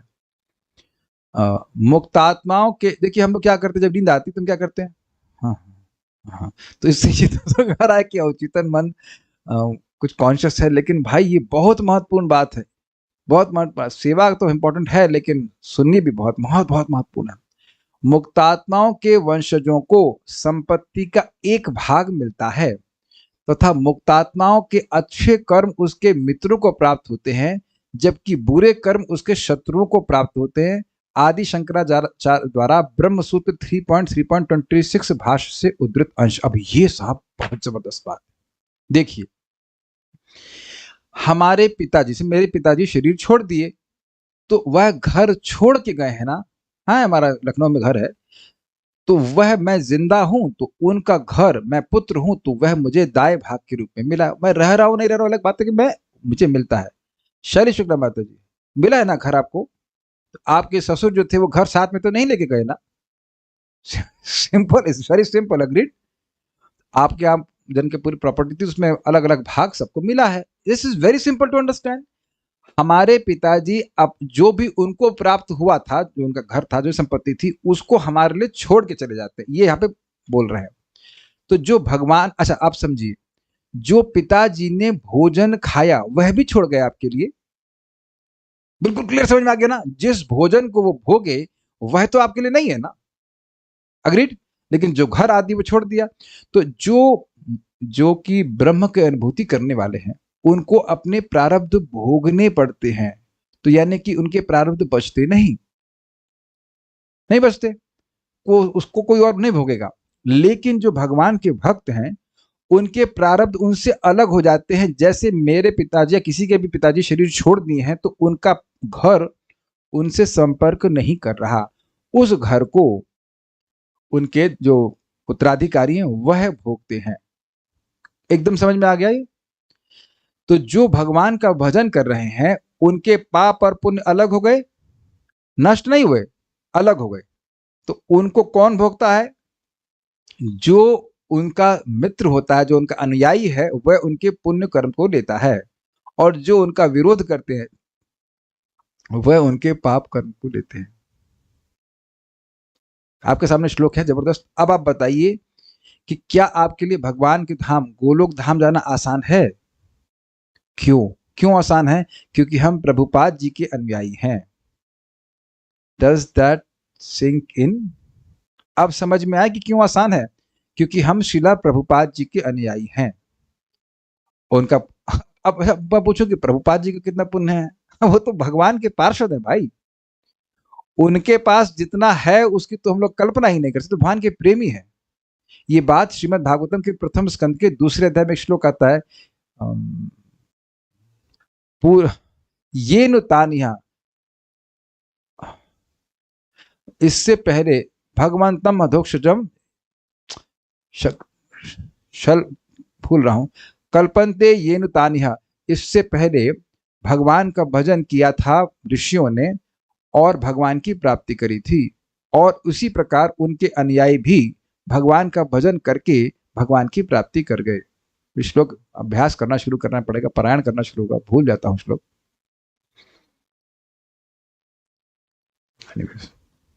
तो सबको समझ में आ रहा है, यानी कि भक्तों के जो प्रारब्ध हैं वह नष्ट नहीं होते हैं, वो अलग कर दिए जाते, उसका प्रभाव उन पर नहीं आ रहा है। तो जो हाँ, भेजिरे मुनियो थाग्रे भगवंतम अधोक्षजम, आगे क्या है, सत्वम विशुद्धम शेमाया कल्पन्त येनु तानिह। पूर्व में ऋषि मुनियों ने भगवान का भजन किया था और अपने कल्याण के लिए किया था, और जो उनके पीछे चलने वाले थे वह भी इसी प्रकार से कल्याण को प्राप्त किए थे। बिल्कुल समझ में आ गया? तो यहाँ स्पष्ट हो रहा है कि भक्तों के प्रारब्ध जो है वो नष्ट नहीं होते हैं, लेकिन वो अलग हो जाते हैं, उनको वो नष्ट होने जैसा ही हो गया। जो ब्रह्म अनुभव करने वाले होते हैं उनके नष्ट भी नहीं होते, उनका पीछा भी नहीं छोड़ते, उनको भोगना ही पड़ेगा, चिपक जाते हैं। लेकिन यहाँ पे ये जो भक्त हैं उनके कर्म दूर कर दिए जाते हैं। जैसे कभी आप सोचेंगे, सुना होगा, भूत पकड़ लिया है, तो भूत को दूर कर देते हैं, भूत को नष्ट नहीं करते। तो अब जब दूर कर देते हैं तो व्यक्ति स्वस्थ हो जाता है, भूत का प्रभाव नहीं आता। ये तो बड़ा अच्छा एग्जाम्पल बन रहा है, समझ रहे ना बात? भूत को मारा नहीं जाता है, वो भी तो जीवात्मा, उसको मारते नहीं है, उसको हटा देते, उतार के फेंक देते मतलब गाड़ देते, अलग कर देते हैं। Is it not? समझते हैं ना बात? एग्जाम्पल और समझेंगे आप, देखें किसी पे कुछ प्रेत आदि आता है तो नींबू, कुछ नींबू मिर्च काट करके ऐसे उतारा करके फेंक देता है, वो अब उससे तो दूर हो गया, ठीक है ना, उसको नहीं पकड़ता है। देखा होगा करते हैं लोग इस प्रकार से। तो यानी इसी अर्थ में कि प्रारब्ध उससे दूर हो जाता है। लेकिन अब आप कहेंगे फिर हमारा शरीर कैसे चल रहा है? वो भगवत इच्छा से चल रहा है, और वह इसीलिए दिया जा रहा है कि उत्कंठा बढ़ी। अरे हाय, मैं 40 साल हो गया भजन करते हुए, भगवत प्रेम नहीं मिला। ऐसा नहीं कि नहीं मिला, लेकिन उसको उत्कंठा जागृत करने के लिए कि हाय मैं अभी विवेक की प्राप्ति नहीं कर पाया, ऐसे करने के लिए भगवान उसके शरीर को रखते हैं। हम सभी लोग इसी कैटेगरी में हैं। भगवान चाहे तो एक क्षण में भगवान का प्रेम देते हैं, लेकिन धीरे धीरे करके देते हैं ताकि उत्कंठा जागृत हो। प्रभु, ये सब मेरे शब्द नहीं है भाइयों, प्रभुपाद जी एक लेक्चर में कहते हैं भक्तों के कष्ट आर्टिफिशियल होते हैं, आर्टिफिशियल, वो भगवान के द्वारा ही संपादित होते हैं, हर भक्त। अब इसका मतलब ये नहीं कि बुखार आएगा तो आप दवा नहीं लेंगे, लेकिन क्रिब नहीं करेंगे। क्रिबिंग समझते हैं? हाय हमको ये क्यों कर दिया, वैसे क्यों कर दिया। और आप इसका प्रमाण जानना चाहते हैं तो आप जानते हैं, तत्ते नुकंपाम सुसमीक्षमाणा भुंजान अविवात्म कृतम विपाकम इत्यादि। उसका श्लोक की व्याख्या करने का समय यहाँ पे बस नहीं है, लेकिन जो भी सुख दुख आता है भक्त उसको भगवान की कृपा ही मानता है, और इसके द्वारा वह भगवान के धाम जाने के योग्य हो जाता है। चलिए हम आ रहे, तो एक बात बता दे रहा हूं यहाँ पे कि हमारी मनोवृत्ति क्या होनी चाहिए। देखिए, जब हमारे जीवन में दुख आए, सुख में दुख है किसी को दिक्कत नहीं है, लेकिन दुख आता है तो हमारी मनोवृत्ति क्या होनी चाहिए? अगर आपके पास कोई चेक आता है, उसे आप डस्टबिन में डाल दें तो क्या लाभ मिलेगा? कुछ नहीं मिलेगा। लेकिन अगर हम उसी चेक को बैंक में डाल दें तो क्या होगा? जो पैसा उसमें लिखा है वह हमको प्राप्त हो जाएगा। अग्रीड? तो जो दुख आए, अगर उसमें व्यक्ति क्रिबिंग करने लगे कि भगवान हम तो भजन कर रहे हैं, हमको इतना कष्ट क्यों दे रहे हैं, मुझ जैसे सज्जन शिरोमणि को आप इतना दुख दे रहे हो, ये तो गलत है। तो अब ऐसा करने से भगवान का ने जो हमको कृपा दी है वो हमने डस्टबिन में डाल दी। लेकिन अगर हम ये मानते हैं कि भगवान हमें तो बहुत दुख भोगना था, हमें तो बहुत कमाया है, तो भगवान की प्रति ऐसी भावना होने से व्यक्ति भगवान के धाम जाने के योग्य बन जाता है। ये ब्रह्मा जी ने बताया 14वें अध्याय 10वें स्कंद। ओके, तो जो भी आ रहा है वो बहुत कम होकर के आ रहा है, और जो भी आता है वह हमारी भक्ति के लिए लाभकारी है, भगवान की कृपा है, वह प्रारब्ध कर्म नहीं। ठीक है। कौशितक वैदिक ऋषियों का एक अन्य समूह भी कहते हैं, तत्सुकृत दुष्कृते विधुनुते तस्य प्रिया ज्ञातयः सुकृतम उपयन्यत्य प्रिया दुष्कृतम। उसका धर्म और पाप, यानी पुण्य और पाप दोनों धुल जाते हैं। उसके पुण्य उसके प्रियजनों को प्राप्त होते हैं, जबकि उसके पाप उसके शत्रुओं को। इसलिए भक्तों से शत्रुता नहीं करनी चाहिए। कौशिकी उपनिषद 1.4। वेदांत सूत्र के रचयिता श्री व्यासदेव भी कहते हैं, ये पिछला श्लोक तो समझ में आ रहा होगा, उसी तरह से उसी बात को दूसरे लोग कह रहे हैं। वेदांत सूत्र के रचयिता श्री व्यासदेव भी कहते हैं, अतोन्यापि ही केशाम उभयो, पवित्र भगवान के नाम के प्रति अनन्य भाव से समर्पित व्यक्तियों के प्रारब्ध पुण्य एवं पाप धुल जाते हैं, क्योंकि अन्य वैदिक साहित्य एवं ऐसे विनाश के विषय में कहते हैं। सेम बात वेदांत सूत्र। इस सूत्र का अर्थ है कि जो लोग एकनिष्ठ हैं एवं पवित्र भगवान नाम के प्रति केवल महानतम प्रेम से युक्त अर्थात परमात्म हैं, उनके लिए यह स्वीकार करना चाहिए कि ऐसे पाप और पुण्य के परिणामों का अनुभव किए बिना उनके पाप और पुण्य निष्फल हो जाते हैं। तथा ऐसा इसलिए है क्योंकि वही वैदिक शास्त्र जो कहते हैं कि फलों के अनुभव से ही प्रारब्ध समाप्त हो जाता है, अन्य स्थानों पर यह भी कहते हैं कि मुक्तात्माओं का प्रारब्ध पुत्रों, शत्रुओं आदि द्वारा अर्जित होता है। समझे? जो शास्त्र यह कहता है कि प्रारब्ध भोगे बिना नहीं नष्ट होते, वही शास्त्र कह रहा है कि भक्तों के प्रारब्ध उनको नहीं भोगने पड़ते हैं। भक्त लोग भगवान की कृपा में जीते हैं। ओके, अब धीरे धीरे करके दृष्टि प्राप्त भी होने लगती है कि कैसे मुझे भगवान की कृपा मिल रही है।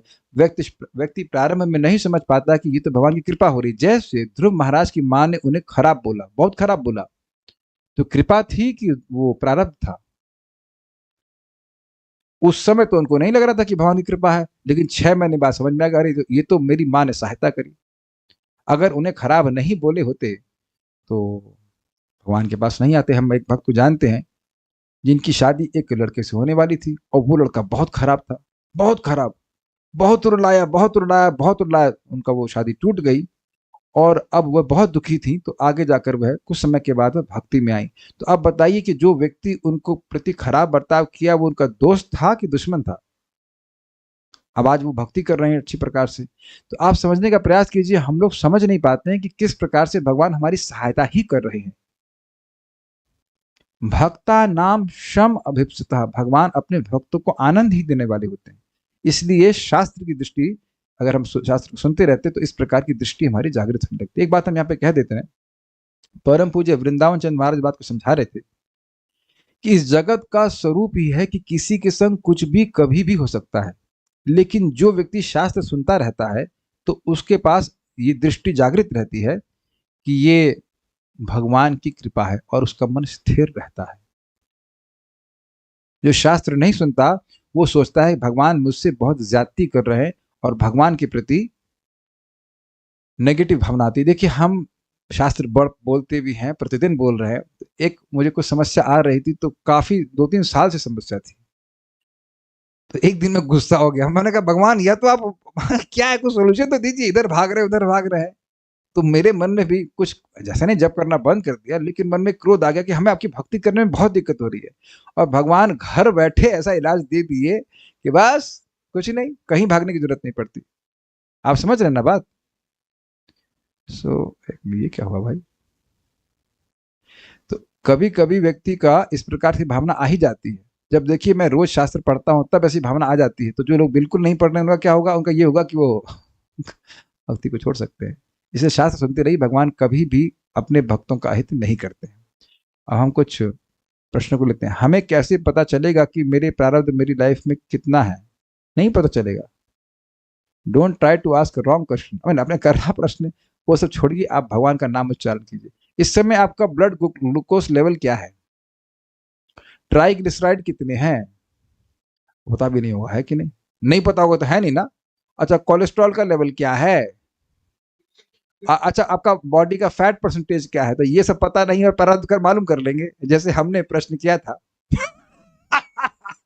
मैंने पूछा महाराज को, महाराज का क्लास था, परम पूज्य वृंदावन चंद्र महाराज समझा रहे थे कि जैसे शरद ऋतु में सारे जल के आगार पवित्र हो जाते हैं, ऐसे करके बताया। तो हमने कहा महाराज ये कैसे समझें कि शरद ऋतु में जल के सारे आगार स्वच्छ हो जाते हैं? तो महाराज कहे, हाँ भाई ये शुभ कृष्ण को बस अब बाकी सारी बात समझ में आ गई है, यही समझ में नहीं आया है कि शरद ऋतु में जल के आगार कैसे साफ हो जाते हैं, इसलिए इनको दिक्कत है, और मजाक बना दी हमारा।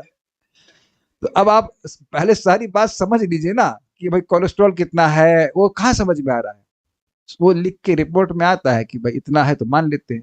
तो अब यही रिपोर्ट वेद दे रहा है कि जो नाम बोलता है उसके प्रारब्ध नष्ट हो जाते हैं, बस। प्रश्न, क्या इसके कोई एग्जाम्पल है शास्त्रों में जिसने निराकार ब्रह्म की प्राप्ति की? क्या आपकी क्लास में बीच में आए या अभी आए हैं? आपने प्रश्न किया 8:22। बहुत सुंदर। ये पता नहीं मुझे आप क्लास में कब आए, शुरुआत से बता रहा था ना मैं सुखदेव गोस्वामी के बारे में, तो क्लास थोड़ा ध्यान सुनिए। आप एक अफर्मेशन दीजिए, ये वक्त हमारे ग्रुप से इसलिए बोल रहा हूँ, जो मतलब विद्यापीठ के ग्रुप से घबराई मत, हम अपने भक्तों को थोड़ा सा हल्का सा मतलब चिली सॉस भी खिलाते हैं।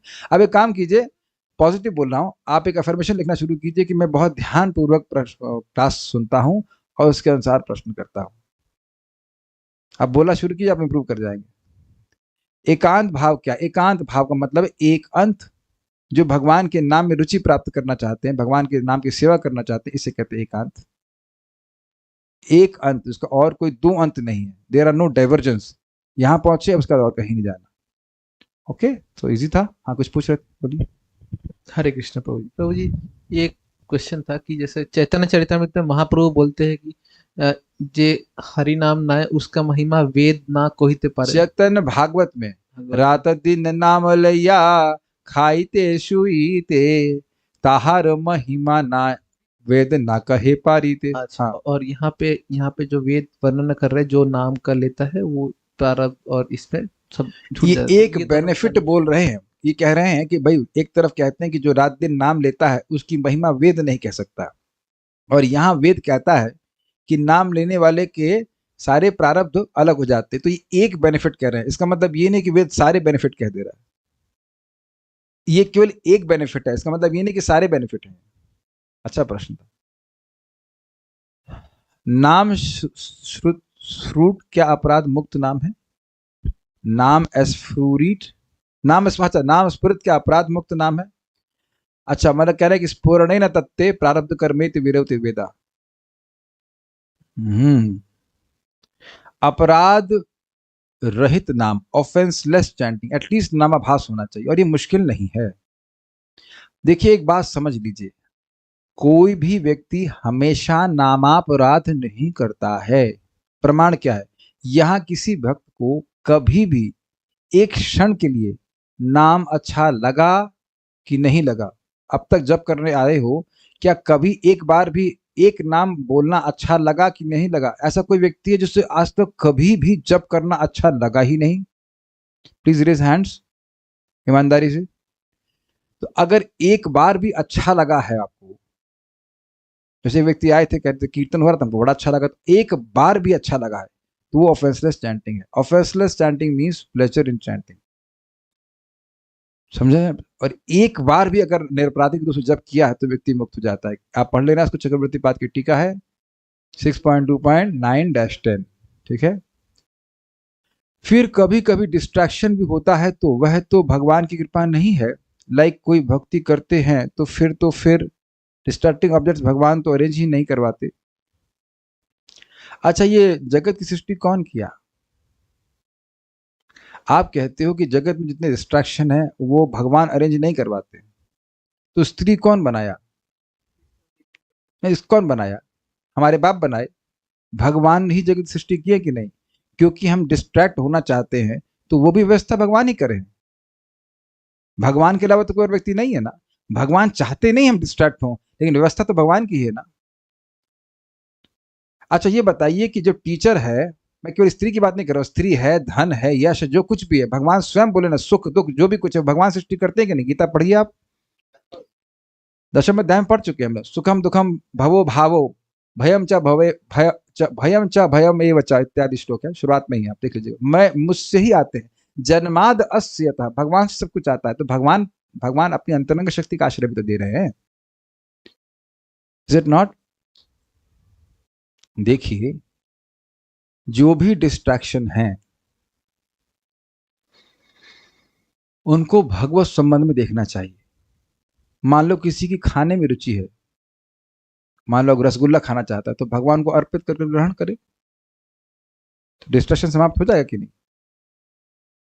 और जब आप भगवान की भक्ति करते रहेंगे तो आप, भगवान स्वयं गीता में कहते हैं कि जैसे जैसे हृदय शुद्ध होता जाता है, बाह्य वस्तुएं रहने के बाद भी व्यक्ति का आकर्षण नहीं होता। एग्जाम्पल मैं दे रहा हूं थोड़ा खराब सा।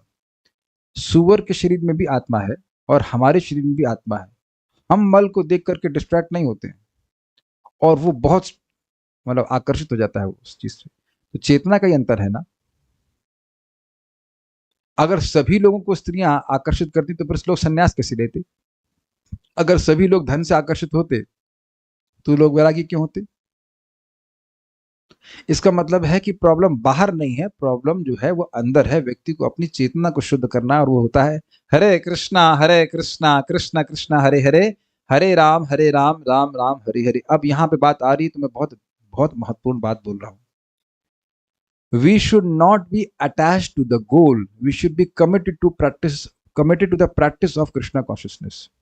We should be committed to the goal, but not attached to the goal. हमें अपने हृदय को शुद्ध करना है, बिल्कुल करना है, भक्ति प्राप्त करनी है, लेकिन इस प्रकार से आसक्त नहीं होना कि आज नहीं मिली तो हम भक्ति छोड़ देंगे ना। मिले या ना मिले व्यक्ति को करना है। नाम में रस मिले या ना मिले हमें अभ्यास करना है। और इसको जीव गोस्वामी जी कहते हैं कि जैसे व्यक्ति गंगा जी के पास बालू छानता है तो कभी कभी सोने का कण मिलता है और कभी कभी नहीं मिलता है, लेकिन दोनों ही परिस्थिति में वह उत्साहित रहता है। इसे कहते हैं शास्त्रीय श्रद्धा। इस प्रकार से भजन करना चाहिए। ऐसे करेगा तो वह पवित्र हो जाएगा और इसी जीवन में देखेगा कि उसके मन में डिस्ट्रैक्शन समाप्त हो गए हैं। यह श्लोक सिर्फ शुद्ध नाम के लिए, मैंने बोल दिया ना, शुद्ध नाम से प्रेम उत्पन्न होता है ऐसा नहीं है, केवल नाम बोलने मात्र से हो जाता है। हमारा जीवन में जो दुख या बीमारी आता है वो भी तो भगवान की कृपा है, वो भी मेरी भक्ति जीवन के लिए अनुकूल है। आपका क्या रियलाइजेशन है?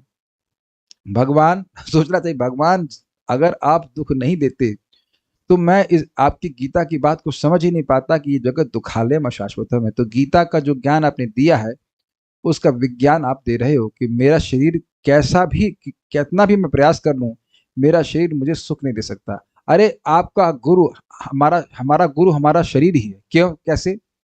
वो हमें बहुत बड़ी शिक्षा दे रहा है कि चाहे कोई व्यक्ति आपका कितना भी उपकार करे उससे आसक्त मत हो। समझे? सुनाई पड़ा? शरीर को क्या क्या देते हैं? सुलाते हैं, 8 घंटा एसी चलाते हैं, शरीर के लिए है ना कि आपके लिए? हमारे लिए तो है नहीं, शरीर के लिए है। तो शरीर को एसी में डाल रहे हैं, पानी दे रहे हैं, भोजन दे रहे हैं, कपड़ा दे रहे हैं, सब कुछ दे रहे हैं, फिर भी शरीर हमसे आसक्त नहीं है। तो शरीर हमारा गुरु हुआ कि नहीं? कोई विरोध?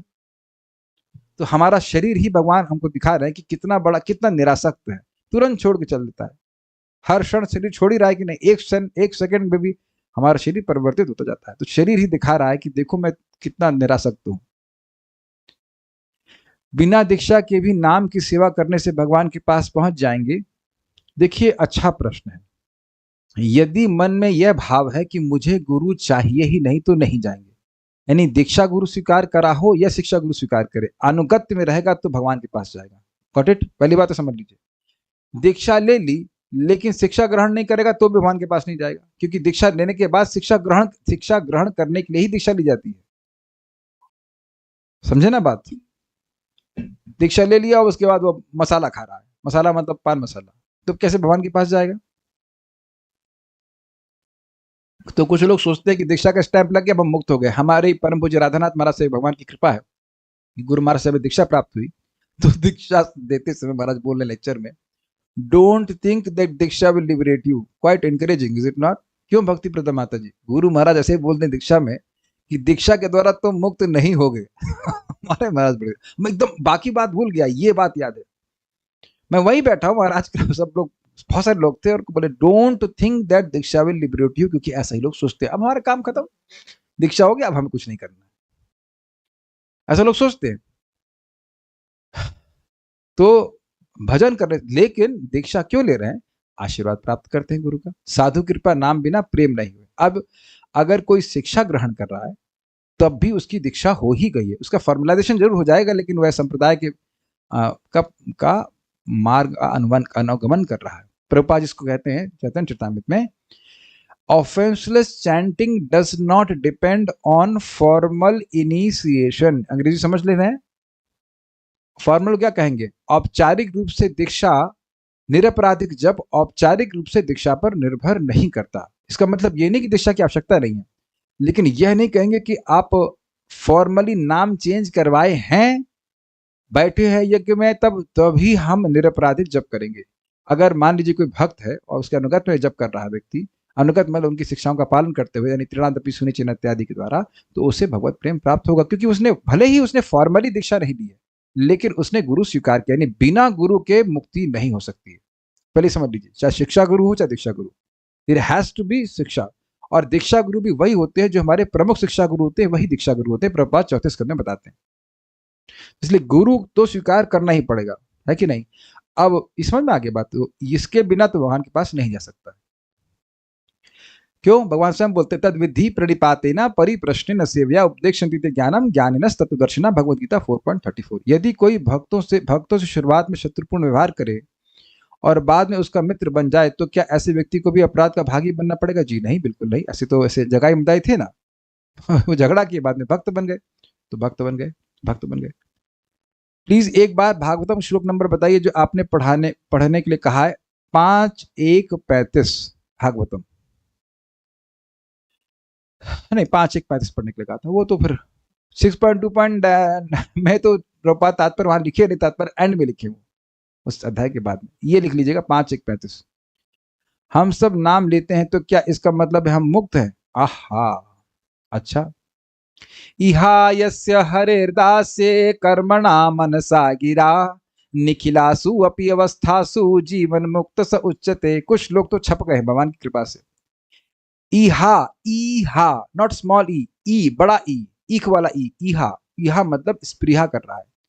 ईहा क्या था, भूल गया, अहंकार नहीं करना चाहिए, याद कराइए। ईहा यस्य, यस्य मतलब जिसकी ईहा, जिसकी स्पृहा, ईहा यस्य हरेर दास्य, जिसकी भगवान हरि की दासता में ईहा यानी स्पृहा है।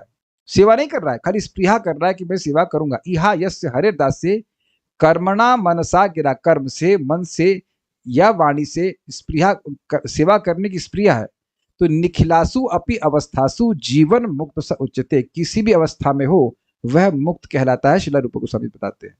तो अब जो नाम बोल रहा है वो तो आगे हो गया ना, वो तो सेवा करना शुरू कर दिया। जो नाम बोलने की इच्छा कर रहा है वही मुक्त हो गया। देखिए, समझने का प्रयास कीजिए, मुक्ति है क्या? मुक्ति हित्वा अन्यथा रूपेण स्वरूपेण अवस्थिति, अन्यथा रूप को त्याग करके अपने स्वरूप में स्थित होने को मुक्ति कहते हैं। भागवत, पहले समझिए तो सही कि मुक्ति है क्या। तो अब मुक्ति का मतलब है कि कृष्ण की सेवा करना, हमारा स्वरूप है कृष्ण की सेवा करना, तो कृष्ण की सेवा करना मुक्ति है। इजी, बहुत सिंपल। तो जिस भी रूप से आप कृष्ण की सेवा करें, भोजन बना रहे हैं, मान लीजिए कथा सुन रहे हैं, जप कर रहे हैं, भगवान को प्रणाम कर रहे हैं, किसी भी तरह से कृष्ण की सेवा कर सकते हैं, क्योंकि किसी भी इंद्रिय से आप भगवान की सेवा कर सकते हो। क्लियर? तो जैसे ही सेवा करते, क्षमा कीजिएगा, जैसे ही सेवा करने की इच्छा करते, उसी समय हमारा बंधन समाप्त। समझ में आ गई बात? तो मुक्त है। अच्छा, इसको कहते हैं जीवन मुक्त, अर्थात जीते जी भी वह मुक्त है। एग्जाम्पल समझिए, जैसे कोई दूसरे देश का कोई व्यक्ति है जो यहाँ पे स्पाई मतलब जासूसी कर रहा है, तो भले ही वो भारतीय वेशभूषा में है, लेकिन भारत सरकार उसे पकड़ेगी तो भारतीय नहीं मानेगी, उसको फॉर एग्जाम्पल पाकिस्तानी आतंकवादी या उसका ग्रुप का ही व्यक्ति मानेगी। अग्रीड? समझ में आ गया? भले ही वो भारत में रह रहा हो, भारत की वेशभूषा में हो। उसी प्रकार से बद्ध जीव की वेशभूषा में जीव हो सकता है, लेकिन अगर उसकी स्प्रिया कृष्ण की सेवा की है तो वह मुक्त है, जीते जी। इसे कहते हैं जीवन मुक्त स उच्चते, जीते जी मुक्त है। बाद में उसकी विदेह मुक्ति होगी, अर्थात वह देह त्यागने के बाद मुक्त होकर भगवान के पास चला जाएगा। बहुत अच्छा प्रश्न किया, समझा पाया इसको। मन नहीं लगने का क्या मतलब है? सुनने का प्रयास नहीं कर रहा है और सीधे रडार जब मोड में चला गया, मतलब मन कहीं और है और जीभ से बोल रही है। उसका भी तो लाभ है, उसका भी तो लाभ है। जीभ, केवल जीभ से बोलने मात्र से इतना लाभ हो रहा है। या मन नहीं कर रहा बिल्कुल और फिर लगा हुआ है कि किसी तरह सुन ले, फिर भी सुनाई नहीं दे रहा है। देखिए एक बात समझिए, अगर मैं कहूं कि हरे कृष्णा बोलो और आप हरे कृष्णा नहीं बोलते, तो यानी मन में हरे कृष्णा बोलने का संकल्प भी नहीं आया। बड़े ध्यान से सुनना। तो हम कुछ कार्य करते हैं उससे पहले हमारी इच्छा होती है। प्रभुपाद जी बताते हैं, the willing portion of the mind is manifested as activities of the senses. तो जो हमारी विलिंग पोर्शन है, इसे कहेंगे, क्या बोलेंगे, इसकी इच्छा शक्ति है कि भाई मैं ये करूंगा, ये हमारी इंद्रियों के द्वारा अभिव्यक्त होता है। तो जो आप बैठ के 16 माला कर रहे हैं, चल कर रहे हैं, तो आपने संकल्प लिया। ध्यान देना, आप इस क्लास के बाद मैं कहूंगा कि आप 5 बार महामंत्र बोलना, तो आपके मन में एक इच्छा आएगी।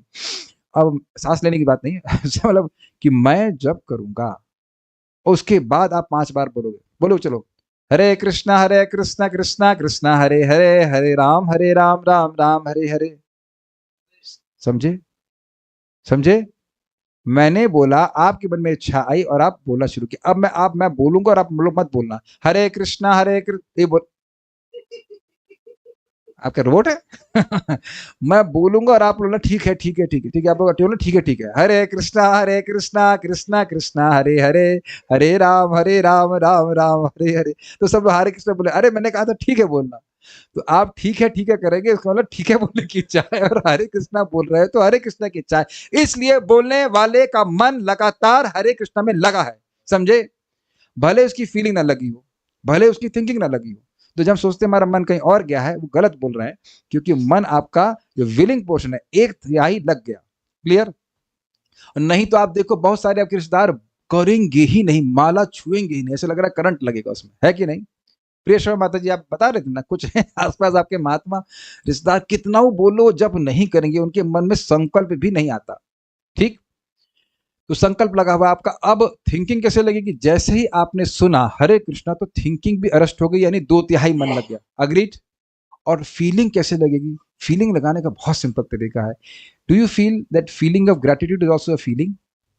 तो अगर आप ये सोचें, हे राधा श्याम सुंदर, आपकी बड़ी दया है कि आपके नाम की कृपा से आज मैं भक्ति कर पा रहा हूं, तो ये फीलिंग है ना ग्रेटिट्यूड की। इस तरह से आप इस अवेयरनेस में रहें तो फीलिंग्स भी आने लग जाएंगी। सिंपल है? ठीक है। What is offensive and unoffensive regarding attentiveness and offenses? देखिए बहुत सिंपल बात है, अगर हम लोग ध्यानपूर्वक करने का प्रयास कर रहे हैं तो निरपराधिक होता है। अब देखिए, जैसे इस भक्त ने गलती से कैमरा हिला दिया तो मैं गुस्सा नहीं हुआ। अगर ये जानबूझकर हिला रहे होते तो ये अपराध होता। समझ में आ गया? बड़ा अच्छे टाइम पे आपने हिलाया। अब ये जो वीडियो हिला है, ये हमेशा के लिए हिल गया, लेकिन इसको मैं अपराध नहीं मान रहा हूं, क्योंकि आप हिलाना चाहते नहीं थे। आप मन में भी नहीं सोचे होगा कि मैं प्रभु जी का वीडियो हिलाऊं, ऐसे कर कैमरा हिलाऊं। कभी आया? नहीं आया ना? लेकिन अभी जो चीज आप मन में कभी सपने में भी नहीं सोचोगे, वो अभी आपसे हो गई। इसको अपराध मैं नहीं मान रहा हूं, ऐसा करना नहीं चाहते। तो हम लोग को प्रयास कर रहे, जैसे मैं अपने एग्जाम्पल दे रहा था कि मेरा बीच में स्वास्थ्य खराब था, तो होता यह था कि 12 माला करने के बाद मैं बिल्कुल लाइक ड्रेन्ड महसूस करता था, मेरे से हो ही नहीं रहा था। तो मैं मोबाइल चेक करके कर रहा था, but I was not feeling good about it कि मैं यह क्या कर रहा हूँ। ऐसा ना तो मैं प्रचार करता हूँ, ना मैं करना चाहता हूँ। मुझे क्या करना चाहिए? भगवान मुझे आप सहायता करिए, सहायता करिए।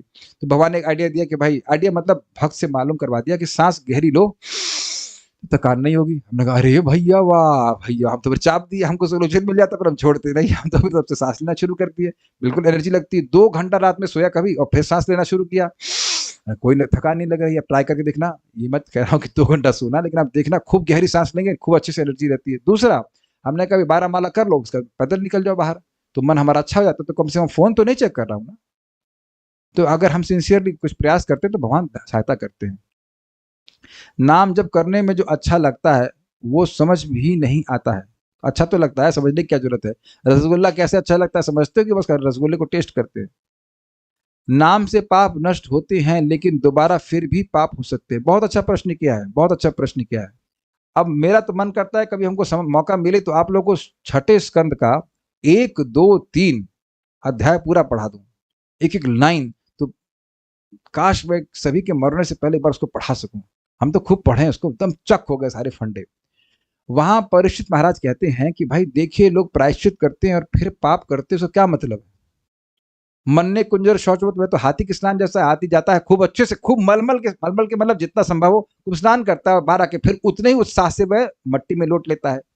लेकिन चक्रवर्ती बात कहते हैं कि प्रायश्चित की भर्त्सना परीक्षित महाराज कर रहे हैं, लेकिन भक्तों की भर्त्सना भगवान परीक्षित महाराज नहीं कर रहे हैं।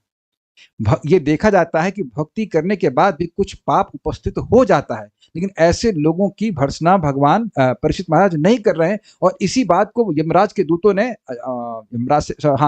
यमराज से पूछा कि अगर भक्तों से पाप हो जाए तब, तो कहते हैं वहां पे यमराज जी 6.3 में देखिए, स्याद पातकी, अगर कदाचित भक्तों से पाप हो जाए, भाई वही माया के साम्राज्य में रह रहे हैं, तो भगवान का गुणगान करते रहने से वो सारे पाप नष्ट हो जाते हैं। तो बार बार रोज हरे कृष्ण मंत्र बोलना चाहिए, वो अपने आप ही सारे पाप ध्वस्त होते हैं। अब इसमें एक और सीन है।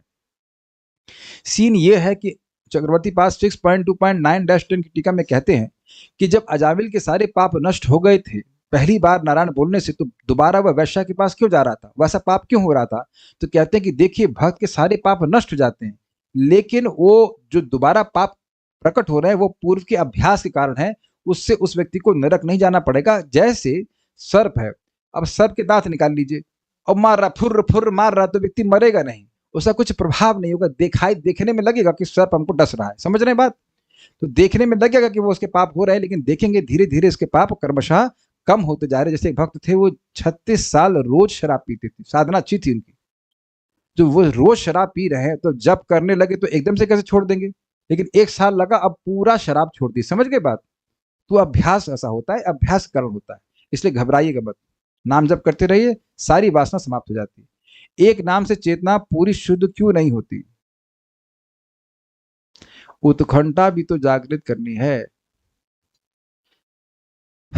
अच्छा ये बताओ, कभी एग्जाम में पास हुए हैं बहुत बढ़िया से? जब खूब मेहनत करके एग्जाम में पास हुए, रिया माता जी आप एमबीबीएस की हैं ना? एमबीबीएस की हैं, तो नीट की तैयारी करी थी अच्छे से करी थी? तो जब अच्छे से करी थी और फिर जब एग्जाम में पास हुई, तो अच्छा लगा था कि नहीं? और मान लो एक आधा दिन पढ़ के पास हो जाती तो अब एग्जाम में मजा भी नहीं आता। अग्रीड? शायद एमबीबीएस कर ली हो आप पूरा, है ना? तो वहां भी जब इतनी मेहनत करता है, मेहनत कर कुछ प्राप्त करता है, तो उसको वैल्यू करता है, इसलिए भगवान मेहनत करवाते हैं।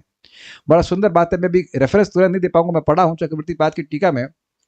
भगवान जैसे ही कोई नाम बोलता है, भक्ति स्वीकार करता है, तो भगवान कहते हैं कि इसको मैं निर्गुण बनाऊंगा, लेकिन तुरंत नहीं तुरंत नहीं, थोड़ा भगवान का स्वभाव है कि रुला देते हैं।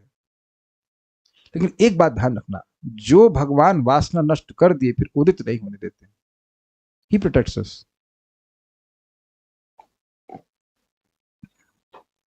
For devotees, everything arranged by Lord is beneficial, is just a matter of realization. जी हाँ, ब्राह्मण दीक्षा क्या जरूरी है? इतना ज्यादा पढ़ना संभव ही नहीं लगता है, तो मत लीजिए ना।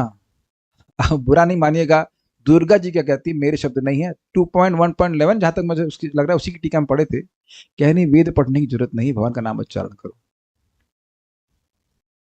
हम तो आज तक आपको, हमें तो भक्ति शास्त्री नहीं करना पड़ा ब्राह्मण दीक्षा की।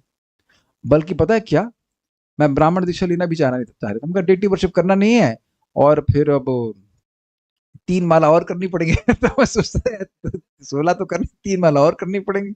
हमको 16 माला से बड़ा अटैचमेंट भगवान की ठाकुर जी की कृपा की है कि 16 माला का हो जानी चाहिए, तो उससे मेरे आधा 5 मिनट और करना पड़ेगा। तो बहुत बार सनातन प्रभु कहे कि ले लो। 2010 में मेरी पहली दीक्षा हुई और 2019 में दूसरी हुई, मतलब पहली वाली 7 साल के बाद हुई। 2003 से 16 माला कर रहा था, पहली वाली 7 साल के बाद हुई, दूसरी वाली और 9 साल के बाद हुई। क्या फिर बोले ठीक है, आप कह रहे तो करते, तो फिर मैं जाके महाराज से लिया था। तो इतना क्या चिंता कर रहे हैं?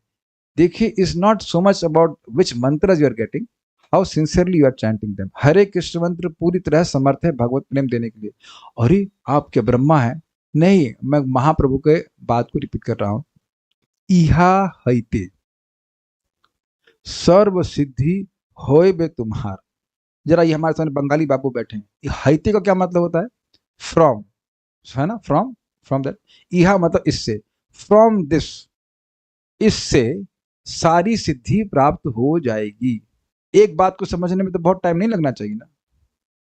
अच्छा, एक बड़ी मजेदार बात है, चैट ओपन है, बताइए परीक्षित महाराज का दीक्षित नाम क्या है? परीक्षित महाराज का नाम युधिष्ठिर महाराज ने क्या रखा? परीक्षित महाराज। सिंपल। और उनका दीक्षित नाम क्या है? हाँ भाई, दीक्षित भक्तों ही बताइए, परीक्षित महाराज का दीक्षित नाम क्या है? परीक्षित दास गोस्वामी कह सकते हैं आप। तो अब परीक्षित महाराज का दीक्षित नाम तो प्रसिद्ध है नहीं। अग्रीड। अच्छा, ये पता है ना कि परीक्षित महाराज भगवान के पास गए थे, उन्हें भगवान का प्रेम प्राप्त हुआ था, इसमें तो कोई संदेह है नहीं, भागवत प्रमाण है। कितना इंटरेस्टिंग है ना।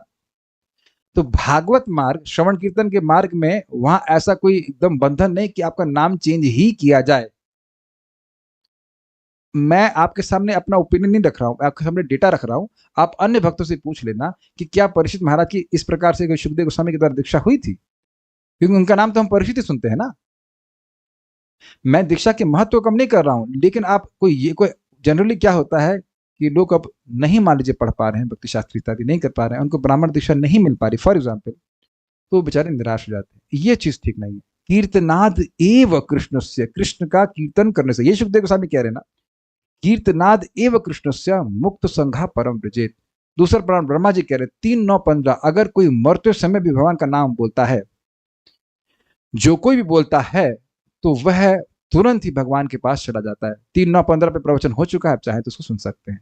तो भागवत मार्ग में ऐसा कोई नियम नहीं है कि दीक्षा होगी तभी आप भगवान के पास जाओगे। लेकिन ध्यान देना, अगर हम ये सोचने लग जाए कि हमें गुरु नहीं चाहिए, तो फिर ये तीसरा नामापराध होगा, गुरु की अवज्ञा करना। ये चक्रवर्ती पास 6.2.9 की टीका में कहते हैं कि अजामिल चला गया तो मुझे गुरु स्वीकार करने की क्या जरूरत है। तो ऐसे व्यक्ति भगवान के पास तुरंत नहीं जाएगा, अगले जन्म में उसका अपराध नष्ट होगा नामोच्चारण करने के द्वारा, तो उसे गुरु की प्राप्ति होगी। ये अहंकार का भाव, जो अगर अहंकार के कारण गुरु स्वीकार नहीं कर रहा है तो नहीं जा पाएगा। लेकिन अब उसके मन में है कि भाई किसी के प्रति गुरु बुद्धि है, कोई शिक्षा गुरु हो या दीक्षा गुरु हो, तो भक्ति करेगा तो चला जाएगा। Is it okay? जो नाम जपते हैं वो कर्म नहीं लगता, जो नाम जपते हैं वो कर्म नहीं लगता। देखिए, नाम जप कोई कर्म नहीं है, वो भक्ति है, उसे भक्ति मिलती है। अपराध शून्य होए ले कृष्णा। हाँ, थैंक यू, लूंगा। रिकॉर्डिंग्स ऑफ ऑल 4 क्लासेस, आप लोगों को मेरा नंबर लिख लीजिए 9870792069।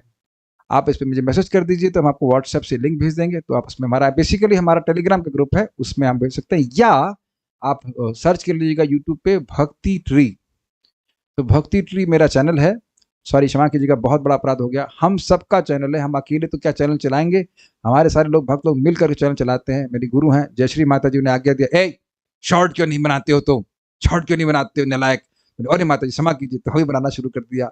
तो इसी प्रकार से एक भक्त बोले, ए संतोष कृष्ण बोले, तू नामाष्टकम कब बोलेगा, हमारे गुरु यहाँ पे, अभी बोलता हूँ गुरुदेव, अभी बोलता हूँ, नामाष्टक बोलना शुरू कर। तो सब लोग मिल करके मैं आज्ञा दे रहे हैं, सहायता कर रहे हैं। तो हम सबका चैनल है भक्ति ट्री, हम सब उसकी अलग अलग शाखाएं हैं, उसको आप स्वीकार कर सकते हैं। उसमें एक शाखा पे फल लगे हुए, 4 फल आ गए नामाष्टक के, आप वहां पे खा सकते हैं, ईजी होगा। हाँ, श्लोक है, भेज दिया। और क्या है, पाप और अपराध में क्या अंतर है? बहुत अच्छा प्रश्न, किसने किया है? प्रीति सिंह माता जी, बहुत अच्छा प्रश्न है। देखिए, पाप मतलब शास्त्र के विरुद्ध आचरण कर लेना, इसे पाप कहते हैं। अपराध का मतलब क्या है? कई अर्थ हैं। राध मतलब संतुष्टि और अप मतलब दूर। जिस कार्य से भगवान की संतुष्टि दूर हो जाए उसको अपराध कहते हैं। या कोई आराध का मतलब आराधना, तो जो व्यक्ति जिस कार्य से भगवान की आराधना से दूर हो जाए उसको अपराध कहते हैं। तो समझ गए ना अंतर? हर व्यक्ति भगवान को संतुष्ट नहीं कर रहा है, लेकिन अब शास्त्र के विरुद्ध आचरण कर सकता है। मतलब मांस खाना चालू कर दिया, मांस खा ही रहे हैं लोग, तो ऐसा नहीं कि भगवान का भजन कर रहे हैं, पाप कर रहे हैं। लेकिन अपराध मतलब नाम जप कर रहा है या भगवान की भक्ति कर रहा है, वैष्णव की वो निंदा करना शुरू किया, तो उससे भगवान असंतुष्ट होते, तो भगवान की कृपा हमको पूर्णतः प्राप्त नहीं होती। समझ में आ गया? मैं बहुत खुश हूं कि ये उत्तर मुझे रिसेंटली मालूम चला। मेरे ख्याल से उत्तर बिल्कुल क्लियर हो गया होगा। ठीक है। क्या अपराध करने के बाद भक्ति रुक जाती है? ना ना ना ना ना। This is very nice answer Preeti Singh माता ji, thank you so much, wonderful question you asked. देखिए, जब हम लोग यहाँ से, मैं अभी मंदिर जाता हूँ तो बीच में ब्रेकर्स पड़ते हैं, तो ब्रेकर स्पीड स्लो कर सकते हैं, रोक नहीं सकते, समझे? हाँ, इसका मतलब यह नहीं है कि हम अपराध करें जानबूझकर, लेकिन अपराध तभी होगा कुछ जब हम भजन करेंगे। भजन करेंगे ही नहीं तो अपराध होगा ही नहीं, लेकिन आगे प्रगति होगी भी नहीं। तो भगवान धीरे धीरे करके अपराध को नष्ट करते हैं, वह भी आप आगे श्लोकों में देखने वाले हो। 6ठे श्लोक में देखेंगे कि नामोच्चारण करने से अपराध नष्ट होते हैं। जो लिखा है श्लोक है, तो शायद 2.1.11 में ही है, इसी में आगे आएगा कि जो व्यक्ति भगवान का नामोच्चारण करता है, भगवान कहते हैं उसके 10 लाख अपराधों को मैं नष्ट करता हूं एक बार नाम बोलने से। और भगवान स्वयं कहते हैं एक और पुराण में कि जिसने कहीं भी कभी भी कैसे भी मेरा नाम लिया उसके नाम को मैं नहीं बोल सकता। इसलिए हर परिस्थिति में चाहे अपराध हो चाहे न हो, नाम करना ही है, नाम करना ही, उसी से आप ठीक हो जाओगे। वैष्णव अपराध हो जाए तो उसका सोल्यूशन क्या है? ओके, तो आप देखिए मेरा भक्ति ट्री पे हमने एक वीडियो पोस्ट किया है, लॉ ऑफ अट्रैक्शन, उसमें उसका आप उपयोग कर सकते हैं। मान लीजिए आप एकदम जादू की तरह काम करेगा। मान लीजिए किसी भक्त के प्रति आपका अपराध हो जाए, मान लीजिए फॉर एग्जाम्पल हमारे सामने है योगेश गोयल प्रभु, मैं आपको बहुत प्रेम कर रहा हूँ प्रभु जी, just drama, okay it's only drama, कि मान लीजिए प्रभु मुझसे गुस्सा हो गए, तो मैं अब मान लीजिए मुझसे बात नहीं कर रहे हैं, ठीक है, तो मैं मन में कहूंगा, मतलब घर में बैठा हूँ बोलूंगा, डियर योगेश गोयल प्रभु, एक बार बोलिए please forgive me for my offences, and then I am sorry, please forgive me, I love you, I thank you, ऐसा 108 बार बोलिए। उनको भी सुना नहीं पड़ रहा है। आप 2-3 दिन बात करेंगे तो देखेंगे कि अद्भुत तरह से जो बीच में नेगेटिविटी थी वो गायब हो जाती है। ये मैं करके देखा हूं इसलिए बोल रहा हूं।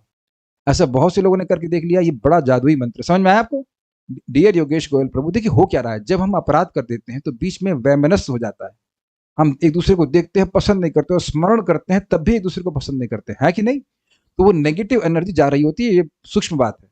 तो जैसे आप ये बोलना शुरू करते हैं कि मुझे क्षमा कर दीजिए, मेरी गलती है, मेरी गलती है बोलना नहीं आपको बार बार, I am sorry, please forgive me, I love you, I thank you, इस शब्दों में इतनी शक्ति है कि उसका हृदय चेंज होने लग जाएगा। उसके हृदय में परमात्मा है, आपके हृदय में परमात्मा है, आप देखेंगे कि आप बहुत अच्छा महसूस करेंगे। अब फिर उसके बाद आप उनको व्हाट्सएप कर सकते हैं, मैसेज कर सकते हैं और क्षमा मांग सकते हैं, बहुत सिंपल है। नाम जब करते करते सो जाते हैं तो नाम तो सोने का टाइम भक्ति में काउंट होगा या नहीं होगा? आपका क्या रियलाइजेशन है भाई? ये बताइए कि क्या जप में ही सोना चाहिए? चलिए अब आप पूछ रहे हैं तो ये आप मत प्रश्न कीजिए, ये प्रश्न कीजिए कि कैसे नहीं सोएं। भाइयों, प्रीति माता जी आप मेरी बात सुन लीजिए, अगर आप हैं, दिख रही क्या? I am not able to see you, are you there, can you raise hand? नहीं, ओके, शायद वीडियो ऑफ है, कोई बात नहीं, सुन रही होंगी। हाथ को घुटने के पास रखिए अगर बैठ के जब करिए, पीठ एकदम सीधी रखिए और फिर अपना वीडियो बना के भेजना कि सो सकती हैं कि नहीं। कभी नहीं सो सकते ऐसे। अब कभी सोए आप लोग ऐसे एकदम सीधे? सो नहीं सकते। और सांस लीजिए गहरी, बिल्कुल पेट तक। तो इस एक तो आपका प्राणायाम हो जाएगा और आपकी एनर्जी भूख भरी रहेगी, और एक सांस भर के फिर आप जब कीजिए ऐसे, हरे कृष्ण कृष्ण कृष्ण हरे हरे, हरे राम राम राम हरे हरे, हरे कृष्ण कृष्ण कृष्ण हरे हरे, हरे राम राम राम हरे हरे, हरे कृष्ण कृष्ण कृष्ण हरे हरे, हरे राम राम राम हरे हरे, हरे कृष्ण कृष्ण कृष्ण हरे हरे, हरे राम राम राम हरे हरे। पूरा फिनिश, फिर सांस लीजिए। सोएंगे ही नहीं। वेदवादिनी सामने है, 1 साल उनको कठिनाई हो रही थी ना, नींद आ रही थी, और जिस दिन से उन्हें करना शुरू किया उनको बहुत लाभ हुआ, बहुत लाभ हुआ। हम लोग 2 लोग अलग अलग रूम में रहते हैं, मतलब आवाज सुनाई पड़ती, तो मेरी सांस की आवाज इनके रूम तक आ जाती है, और मैं उनको बोलता हूँ आपकी सांस की आवाज आनी चाहिए। इनके पिताजी आए थे, बड़े अच्छे, एक ही बार बोला मैं तो सांस ऐसे लेना शुरू किया कि यहाँ तक आवाज आ रही थी, मतलब एक दूसरे रूम तक, समझ में आया? ऐसे आवाज आनी चाहिए, पूरी गहरी सांस। और मैंने इसके बहुत सारी वीडियो बनाए हैं, आप भक्ति ट्री में देख सकते हैं, इसका बड़ा प्रभाव होता है, नींद नहीं आ सकती। ठीक है, और क्या कहते हैं, और कुछ कहते हैं, मुक्त आत्मा का प्रारब्ध पुत्र और शत्रु को प्राप्त होता है, स्पष्ट करें, क्या मेरे द्वारा की गई भक्ति का लाभ मेरे परिवार संतान को मिलेगा? हाँ, तो समझ तो गए आप समझ तो गए, स्पष्ट ही तो कर रहा था प्रवचन में। मैंने बताया ना कि जैसे हमारे पिताजी मर गए हैं तो घर छोड़ के गए, वो घर उनसे अलग हो गया, तो उसको हम उपभोग कर रहे हैं। तो जो भजन करता है उसको, उस परिवार को, संतान को, सबको मिलता है। अरे भक्ति छोड़िए, भक्ति तो है ही, प्रसाद खाने मात्र से 100 पीढ़ियों का उद्धार होता है, 100 पीढ़ियों का, हरि भक्ति विलास में लिखा हुआ है। तो आप कुछ ऐसा करें कि खूब प्राणायाम करें, भोजन अच्छे से, पेट जठराग्नि प्रदीप्त, तो खूब प्रसाद खाइए और उसके द्वारा अपने पूर्वजों का उद्धार कीजिए। आप जानते हैं, आपने सुना होगा कि जब हम भगवान को दीपदान करते हैं तो पूर्वज, कार्तिक की महिमा लिखा हुआ है कि पूर्वज वह सब प्रार्थना करते कि कोई तो पैदा हो जाए हमारे घर में जो हम भगवान को दीपदान करे, ताकि भगवान चक्र की कृपा से हमारा उद्धार हो जाए। आपको पता है, बोल रहा हूं तो बोल ही दे रहा हूं, दीप दान करते समय उसमें अगर तुलसी की सूखी लकड़ी भी लगा देंगे तो वो कई करोड़ दीपक देने के बराबर हो जाती है। तो हम तो रोज इस प्रकार से करते, इसमें कपूर, घी और थोड़ी सी लकड़ी का, तुलसी की लकड़ी का पीस, समझ रहे ना बात, हल्का सा लगा दीजिए तो बहुत सारे पूर्वजों को अग्नि दे देंगे, समझे? पिता को भी नहीं, बहुत सारे पूर्वजों को दे देंगे, सब सब मुक्त हो जाएंगे। शास्त्र का वचन है। ज्यादा नाम जप करें या कम करके क्वालिटी पर ध्यान दें। देखिए क्वालिटी आ क्यों नहीं रही है? क्वालिटी आ नहीं रही अविद्या के कारण। तो जो संख्या बताई गई है 16, वो मिनिमम वो करें और अधिक भी करें, लेकिन एक और तरीका है, दूसरों की भी मदद करें नाम जप करने के लिए। देखिए अब मैं अगर एक्स्ट्रा नाम जप कर रहा होता तो ये क्लास नहीं दे पाता ना। तो अब ये क्लास दे रहा हूं तो अब कितने लोग नाम जप करने लग जाएंगे, उसको लिमिट नहीं। एक बात ध्यान से सुनिए, जो कोई कार्य करता है उसकी प्रेरणा देने वाले को और सहायता करने वाले को बराबर लाभ मिलता है। जैसे अभी हमने एक सेवा शुरू करी है कि हम श्याम सुंदर को, मतलब भगवानों को, 6 भगवान सबको 6 गार्लैंड देंगे। तो अपने पास तो ठंडन को पा रहे हैं, अपने पास तो पैसा कुछ है नहीं, तो भक्त लोग वहां से हमें फॉरेन इन्वेस्टमेंट हो रहा है, FDI हो रहा है कि भक्त को ट्रांसफर कर देते हैं, तो कोई 300 रुपए देता। अब रोज ऐसे भक्त तो नहीं है कि रोज आके वृंदावन आ जाए। तो अब जिसने 300 रुपए दिए या 400 रुपए जो भी दिए, अब उस गार्लैंड को मैं भगवान को दिया, तो मुझे भी लाभ होगा, उस व्यक्ति को लाभ होगा, और दोनों को बराबर लाभ होगा भगवान की गार्लैंड देने का। समझिए आप इस बात को। मान लीजिए कोई कहे कि एकादशी में प्रभु जी अन्न ले सकते हैं, हमने कहा हाँ कोई दिक्कत नहीं, ले सकते हो। अगर मैं ऐसा कहता हूं तो एकादशी में अन्न लेने का क्या पाप लगता है? गो मांस खाने का पाप लगता है। तो उसको भी लगेगा और मुझको भी लगेगा। समझे बात? उतना ही लगेगा, डिवाइड नहीं होता है। हाँ, तो आप समझ रहे हैं। उसी प्रकार से अगर आप 16 माला कर रहे हो और आप चाहते हो कि 2 घंटे में 32 करो, तो क्या करना है समझे? एक भक्त की सहायता करो 16 माला करने के लिए। तो वो 16 करना शुरू किया, तो अब आपके 32 हो गए। अच्छा चलो, प्रभु जी तृप्ति नहीं हो रही, 64 करना चाहता हूं, तो 2 लोग को और जोड़ लीजिए, तो कितना हो गया आपके 16, बाकी 3 के 48। और तो एक व्यक्ति हमको पूछे तो आप 64 करते होंगे। हमने कहा प्रभु जी हमको पता नहीं कितनी माला करते हैं, 16 का हिसाब रखा और बाकी का हिसाब रख नहीं रहे, वो हिसाब भगवान रखे। समझे आप? हमारे ग्रुप में सुबह भक्त लोग आते, 70 लोग, 70-80 लोग। हम तो प्रार्थना कर रहे से आते कि हे श्याम सुंदर, बड़ा आपकी कृपा है कि हमारे जूम जपा जिम में 670 713 लोग हैं, सब आ रहे हैं। अब जो जो आएगा उसके, हमने तो प्रार्थना करी ना, हमने सुविधा दे रखी हुई है कि भाई ये हम लोग जूम पे चलाएंगे, सब करेंगे। तो जो जो व्यक्ति आते हैं तो कहते हैं अब तो फ्री में कर रहे हैं, हम फ्री में कुछ ना, हम फ्री में करेंगे, कुछ नहीं फ्री में करेंगे, आप आओ, जब करो, सहायता मिलेगी तो आपका पुण्य हमको मिलेगा। तो आप कहेंगे हमारा पुण्य ले लोगे, नहीं, आपका बना रहेगा और आपका मेरे पास भी आएगा। ये हिसाब है, क्योंकि असीमित लाभ देने वाला। समझ गए सारी इक्वेशन? तो केवल ज्यादा जब के चक्कर में ना पड़िए, 16 माला करिए, अच्छे से करने का प्रयास कीजिए, अधिक भी कर सकते हैं, लेकिन दूसरों की सहायता भी कीजिए। क्योंकि आप ये प्रश्न इसीलिए कर रहे हैं, किसी भक्त ने आपकी सहायता करी थी, वो केवल अपना जप करने के लिए नहीं बैठा हुआ था। एक बात यहाँ पे आ रही, मैं बोल रहा हूँ, जिसको जैसे अपना सुविधा उसका स्वीकार कर ले। हम जप कर रहे हैं, अपना उत्थान चाहते हैं, दूसरों को जप के बारे में नहीं बता रहे, अर्थात हम दूसरों का उत्थान नहीं चाहते हैं, और यह मत्सरता, ऐसे व्यक्ति को नाम में रुचि नहीं मिलती है। दूसरों का उत्थान चाहिए। आप कहेंगे प्रभु जी हमसे तो प्रचार हो नहीं रहा है, तो आप सिंपल ही करिए। रुकिए, देखिए मैंने क्या बताया, बहुत सिंपल ट्रिक है। कहां गया? अगर मान लीजिए वर्ल्ड प्रेस, आप बाहर जाके प्रचार नहीं कर पा रहे हो, तो ये प्रार्थना बोलना, हे गौर निताई भगवान, आपकी दया से इस जगत के सभी जीव आपकी भक्ति करके आपके पास चले गए हैं। फिर माला कीजिए। फिर उसके बाद फिर माला पूरी हो जाए, हे गौर निताई भगवान, आपकी दया से इस जगत के सभी जीव आपकी भक्ति करके आपके पास वापस चले गए। फिर माला कीजिए। तो ये 16 बार आप बोलिए, तो आप जगत में नाम को भेज रहे हैं। समझ रहे हैं? नाम की शक्ति को भेज रहे। प्रपात कहते हैं नाम एक बार बोलते पूरे विश्व में 7 बार चला जाता है। तो अगर हम चाह रहे हैं कि स्वर्ग जाए, तो नाम से स्वर्ग चले जाओगे। जो इच्छा करोगे प्रकट हो जाएगी। तो अब आप इस प्रकार की इच्छा कर रहे, तो यह भी होने लग जाएगा। तो अब इस प्रकार से भी आप प्रचार कर रहे हैं, ठीक है। अगर घर से बाहर नहीं निकल पा रहे, वैष्णव अपराध के बाद भी प्रभु जी कौन से वैष्णव अपराध? अरे भैया, वैष्णव अपराध करने के बारे में मत सोचो, एफर्मेशन दो कि मैं सभी से प्रेम करता हूं। Think about positive. समझ में नहीं आया अब तक? अगर किसी ने से ना मिल पाए और उन भक्त के प्रति अपराध हो जाए, तब भी हो पुनः प्रेयर अपराध शमन करवा देगा। भैया करवा देगा, करवा दी है। एक भक्त से मेरा बड़ा झगड़ा हो गया था, अब एकदम शांति हो गई, एकदम शांति हो गई। ये काम करता है। अच्छा ये बताइए, क्या आप मेरे सामने बैठ के सुन रहे हो? और 1 मिनट, मैं अपना वीडियो ऑफ कर लूं और आप जो लोग भी अपना वीडियो ऑफ कर रहे हैं कि मेरी आवाज नहीं सुन रहे हैं, तो अगर मैं अपना वीडियो ऑफ रखूं और वो सामने वाले तो बहुत से लोग वीडियो ऑफ रखे ही हुए हैं, तो वो सब सुन रहे हैं, तो जरूरी तो सूक्ष्म बात से सुन रहे हैं कि नहीं सुन रहे हैं? तो जब जूम ऐसा कर सकता है तो भगवान नहीं कर सकते हैं ऐसा? मैं गुस्से में नहीं बोल रहा हूँ, खाली समझाने का प्रयास कर रहा हूँ कैसा होता है। Please repeat phone number. Okay, right it down.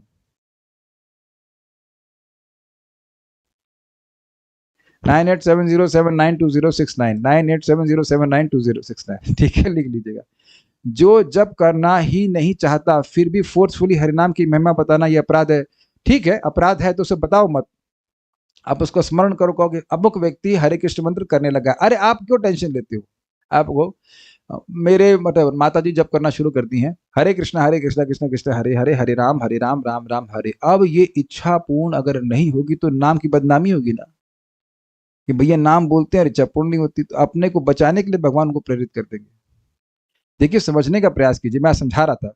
मान लीजिए किसी के पिताजी जीप से बंधे हुए हैं और जीप भग रही है उल्टा, तो आप कहेंगे इधर हमारी तरफ क्यों नहीं आते हो? अब वो बेचारे जीप से बंधे हुए, दोनों हाथ बंधे हुए, क्या करेंगे? दया कीजिए उनके ऊपर, दया की दृष्टि सदा ही रखना, दया कीजिए उन पर, वो बेचारे बंधे हुए इसलिए नहीं आ पा रहे।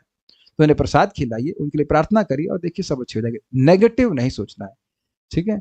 और यह नहीं बोलना है कि भाई ये तो करता ही नहीं है, ये तो करता ही नहीं, तो फिर वो कर ही नहीं पाएगा। आप ये बोलना शुरू करिए। अब जो लोग सुनना चाहते हो सुन लीजिए, ऐसे पर्चे में लिख दीजिए। और ये अभी हुआ है, ये आज की घटना बता रहा हूँ। एक माता जी हमारे ग्रुप में है, उनकी माँ जप नहीं करती थी, उनका भाई कहता था कि जप के लिए तो बोलो ही मत। ठीक, तो उन्होंने ये लिखना शुरू किया, थैंक यू श्री गौर निताई जी, मेरी माता जी जप करना शुरू कर दी हैं 2 दिन। आज सुबह देखा कि माता जी बगल में बैठी जप कर रही हैं और उनका भाई भी एक माला जप करना शुरू किया है। करना क्या है, अब बिल्कुल सिंपल बात है, पेज पे लिख दीजिए, थैंक यू श्री गौर निताई जी, मेरे पिताजी जाप करना है, हरे कृष्ण मंत्र जप कर रहे हैं, और ये 10 बार बोल करके सो जाइए, उठिए 10 बार, उठते ही 10 बार बोल दीजिए और करके देखिए। अब देखेंगे कि इसका ये प्रभाव होगा कि वह व्यक्ति जप करने लग जाएगा। This is the power of positive affirmation. लेकिन यह नहीं बोलना है कि वह जप तो करते ही नहीं, तो ये बात आप बोलेंगे उसका वो कैंसिल हो जाएगी।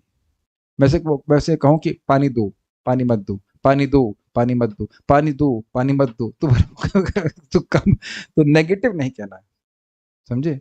हमें कैसे पता चलेगा कि किसी से हम नाम की महिमा बता सकते हैं जो एक्सेप्ट करेंगे?